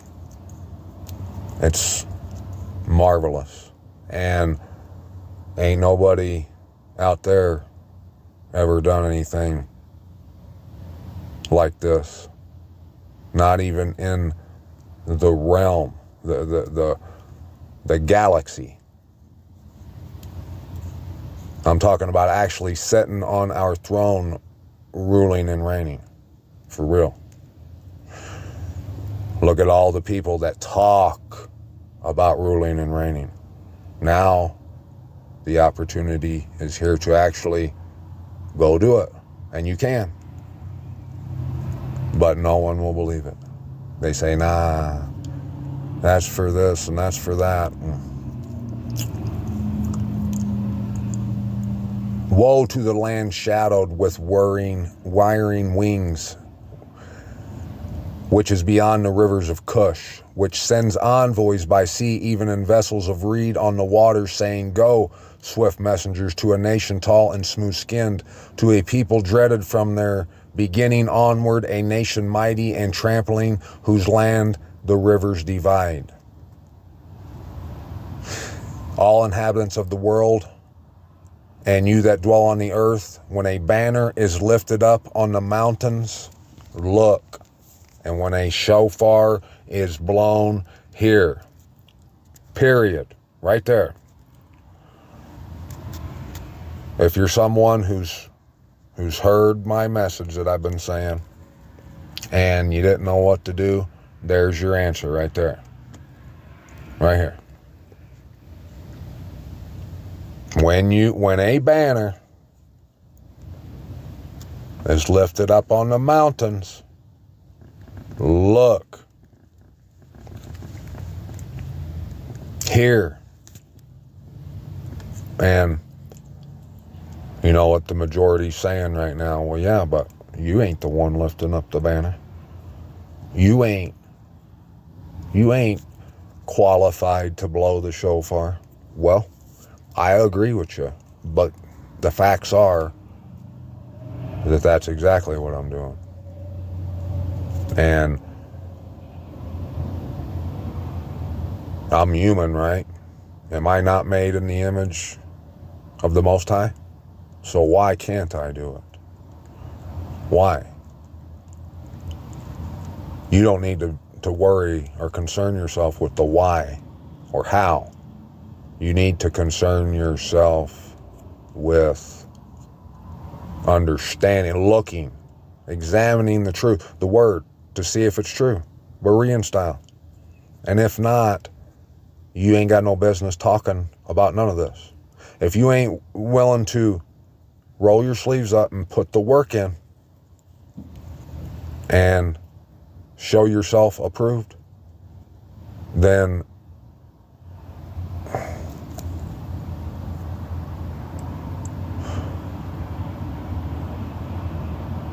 the world knows. Anyone who really wants to be honest, they know that you're just full of crap. For thus Yahuwah said to me, I am still and I watch in my dwelling place like dazzling heat in sunshine, like a cloud of dew in the heat of harvest. For before harvest, when the bud is perfect and the sour grape is ripening in the flower, then he shall cut off the twigs with pruning hooks and shall cut down and take away the spreading branches. So that should let you know that when all the destruction happens, we ain't going to be ripe. We're ripening. So, you know, the possibilities are endless. The future, it's definitely bright. They are left together for the mountain birds of prey and for the beast of the earth, and the birds of prey shall summer on them, and all the beasts of the earth winter on them. In that time, a present shall be brought to Yahuwah of hosts from a people tall and smooth skinned, and from a people awesome from their beginning onward, a nation mighty in trampling, whose land the rivers have divided, to the place of the name of Yahuwah of hosts on Mount Sion. A present.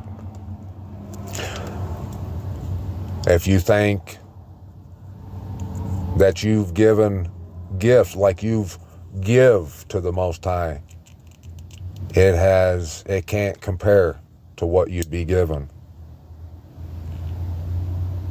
to make a pilgrimage and come, love, inquire about your home.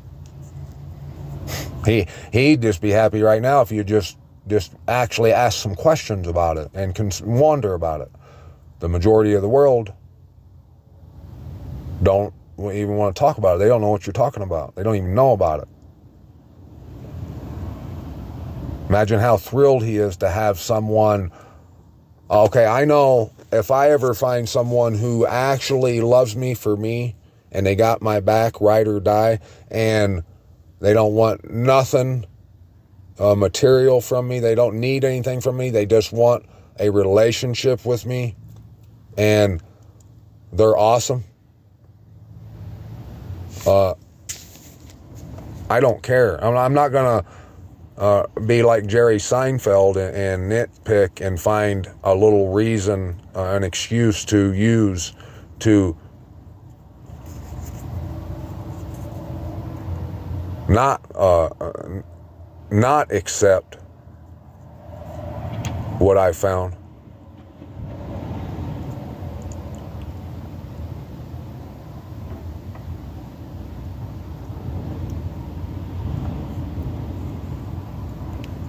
Hopefully you're someone who can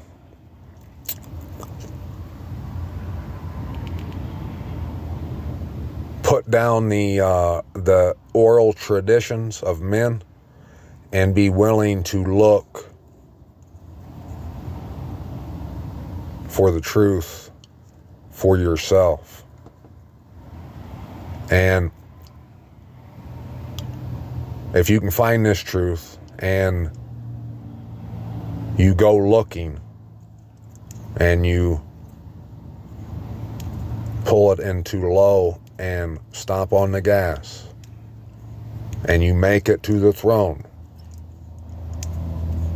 that gift is more of a gift. It's unlike anyone else has ever give. So, I mean, just think about it. The first Exodus, he rounded them up and they all led together. They all were like, okay, we're doing this. We're really going out here like this. And they went together. Now it's so much different. It's the same in idea. We're going back, but one by one, he's whistling for us. So just think of the relationship with the Most High that will build when he whistles for you and you hear it and you just start to follow that sound until you end up home and you realize that that's exactly what, now you know why everything happened and why you're here, and you're seeing this is what the Bible's been saying the whole time, and you're about to receive what the Bible says those that will earn their reward will receive their inherited land, their reward. When you realize that now that's you and you're about to receive that because you've done this,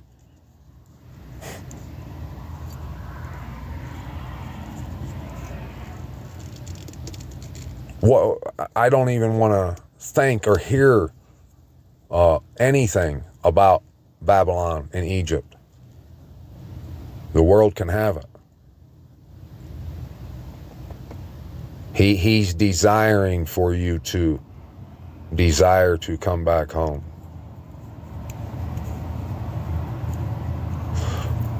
In somewhere, I think it's in Jeremiah maybe, it said, it lets you know too that Yerushalayim, Yehuda, it's in the interior of a piece of land, and there are no seas there, where no big boats with sails or nothing pass by, but it's a place of broad streams and rivers.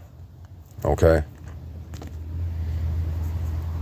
And I know if you can't believe it, if you can't believe this, if it's too much to believe, well, just go look and to make sure, and when you do, you're going to end up seeing it. You're welcome. But if you can't do that, if you can't just go look, you got a big problem, let me tell you. So, that's all I got tonight, my mishpachah. I hope you come and witness this. There's so much more I could tell you, like right there. That's Flat Top Mountain. Ooh, right there. Right there's Flat Top Mountain. And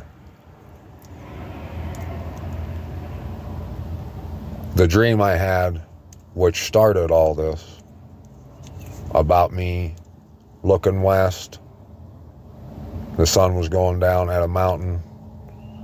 I ended up on top of the mountain, which had a flat area on the top, and there was a little camper. I told the story several times. Some of you might remember. I was in like a little camper, like a little old, like Shasta style camper. And a girl I was dating came riding up on a crotch rocket. She was dressed all in black. She's got dark hair. Me and her talked all night, and like the stars and the planets and stuff were like super close. And I looked south at Houston, which is where my dad's people's from. Like, that's where the Harrisons are from, like my dad's people.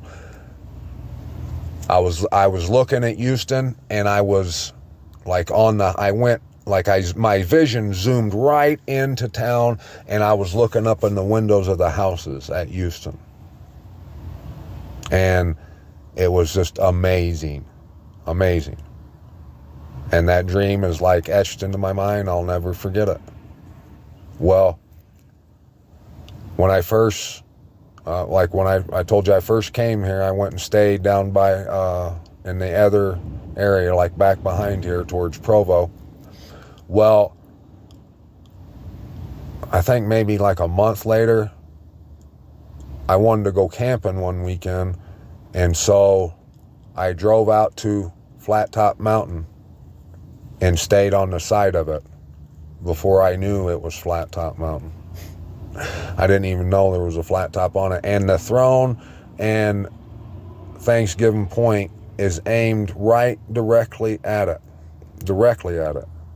It's like they're looking at each other. That mountain and that mountain. And I stayed out there, and while I was there, I was looking at the map one night, in the middle of the night, and I found out that where I was sleeping was Ophir, and that Jacob's mine, Jacob City, where a big gold mine was right up on top of the mountain, right up from me. And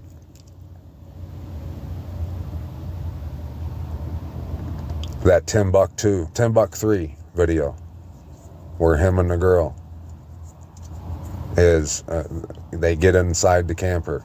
It looked just like that, on top of the mountain. Timbuktu 3. And there's a bunch of named peaks on that mountain. There's like 6 or 7 of them. And let me show you. Let me show you the scripture that started this whole thing. And it talks about this. And every time I read it, I'm blown away by more mind-blowing insane things that I see. Oh, wait, Psalms, that's right. Psalm 68, one of my favorite chapters.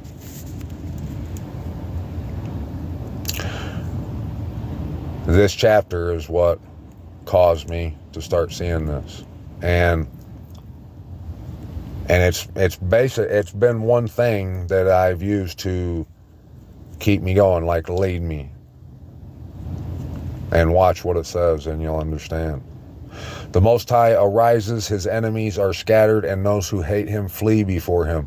As smoke is driven away, you drive them away. As wax melts before the fire, the wrong perish before the Most High. The wrong, they perish before the Most High because, yeah, they've been telling us that they love him and they want to come to the new Jerusalem. But now that the opportunity to come here for real is presented, they laugh about it. They think it's insane that that's not true. They're refusing it. So they're being melted away, blown away like smoke. But the righteous are glad, they exalt before the Most High, and they rejoice with gladness, like I've been doing. Sing to the Most High, sing praises to his name, raise up a highway for him who rides through the deserts by his name, Yah, and exalt before him. Father of the fatherless and right ruler of the widows is the Most High in his set-apart dwelling.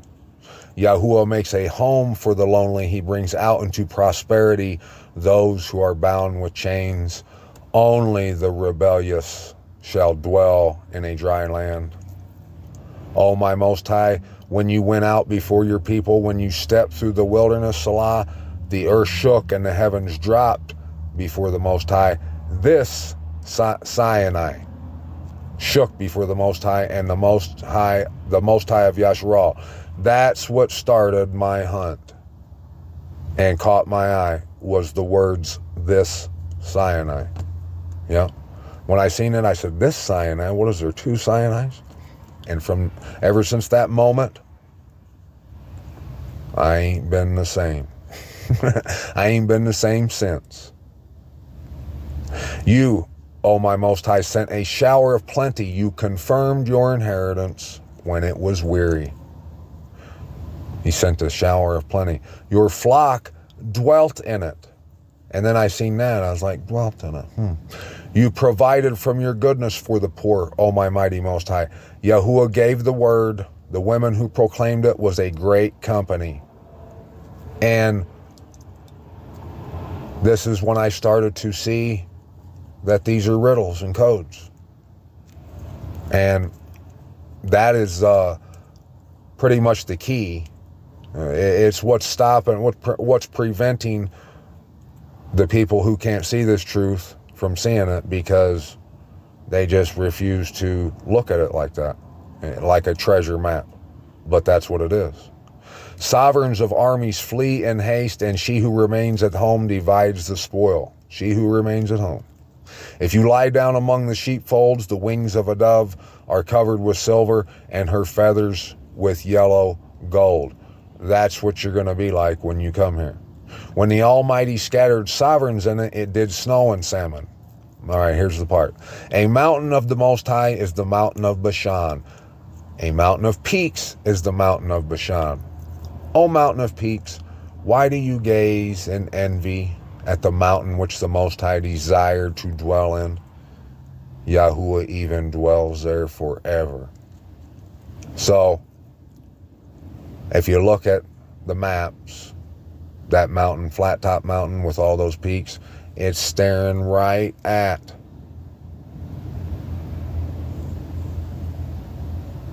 Mount Carmel. And man, I've seen, there's been so much that's been revealed to me that has gotten me to this point that I'm at. And man, I want to share every bit of it with all of you, but if you can't use understanding, yeah, obviously you're never going to believe it. But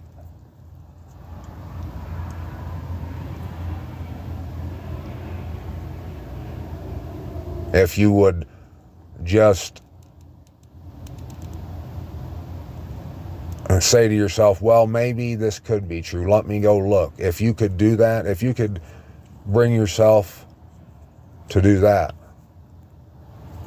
and you go look, you're welcome, and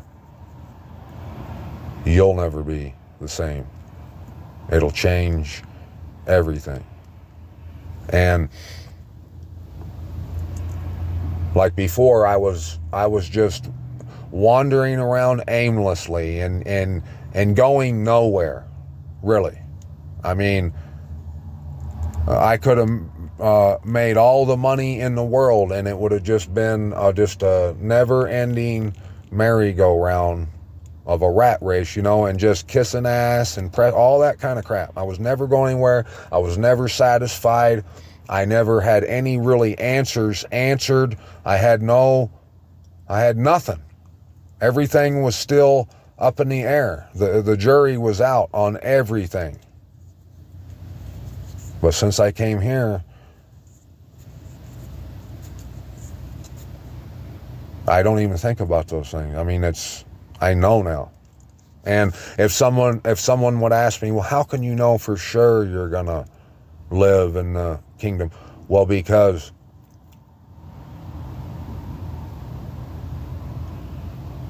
the fact that the word tells us that that information would be sealed up to the end, and that in the end we would understand it and go back home. And I see how that's all went down precisely according to plan, just as the Most High said it would. And it's still happening exactly that way. And there ain't no denying it. Well, I know that there's only one way any of the things, all this stuff could have happened. And it could have only happened by the hand of someone who could create all this. And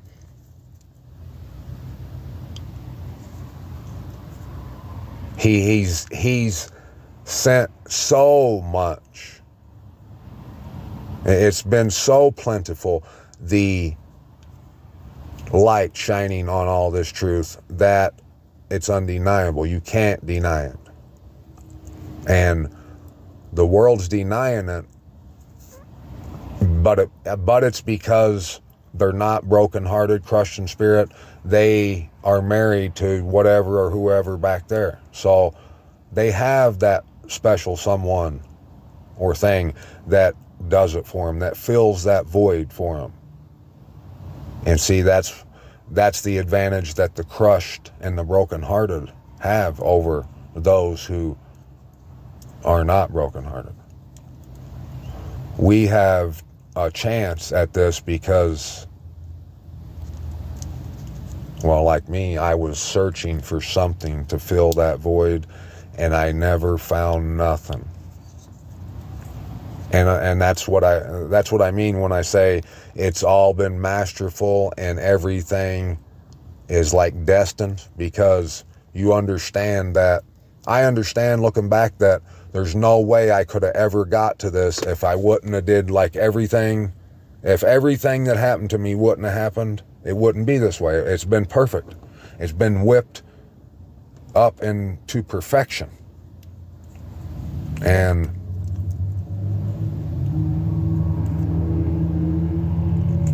the world is never gonna know anything about it.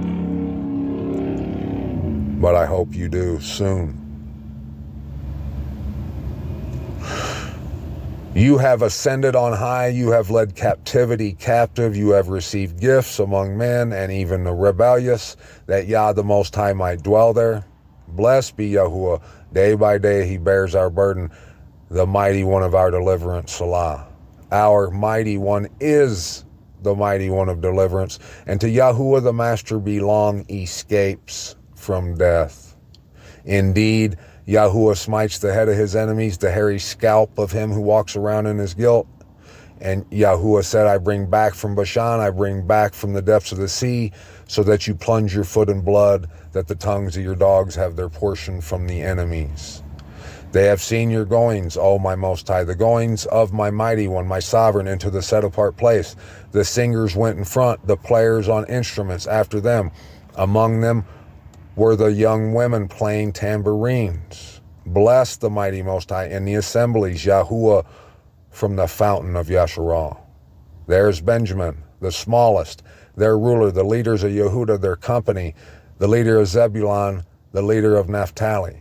Your Most High has commanded your strength. Listen up, my Mish, anyone hearing this. He's commanded your strength. Be strong. My Most High, this you have worked out for us. He worked it all out. Because of your Hakal at Yerushalayim, sovereigns bring presents to you. If you got no idea what kind of a gift it would be for you to drive to where I've been telling you to drive and come see for yourself. And you've got no idea until you do it. And when you do, you'll be given the Most High that gift he's talking about. Rebuke the wild beasts of the reeds, the herd of bulls with the calves of the peoples, each one humbling himself with pieces of silver. Scatter the peoples who delight in conflicts. Ambassadors come out of Mitzrayim. Cush stretches out her hand to the Most High. Sing to the Most High, you reigns of the earth, praises to Yahuwah Salah. To him who rides on the ancient highest heavens. See, he sends out his voice, a mighty voice. Ascribe strength to the mighty Most High. His excellence is over Yasharal, and his strength is in the clouds.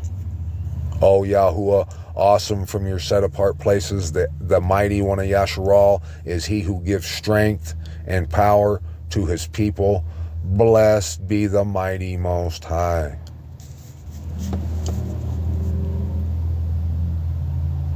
Yep. As I've went along this journey, I've come to understand little pieces of this as I've went along. And I've came so far, like, it's crazy.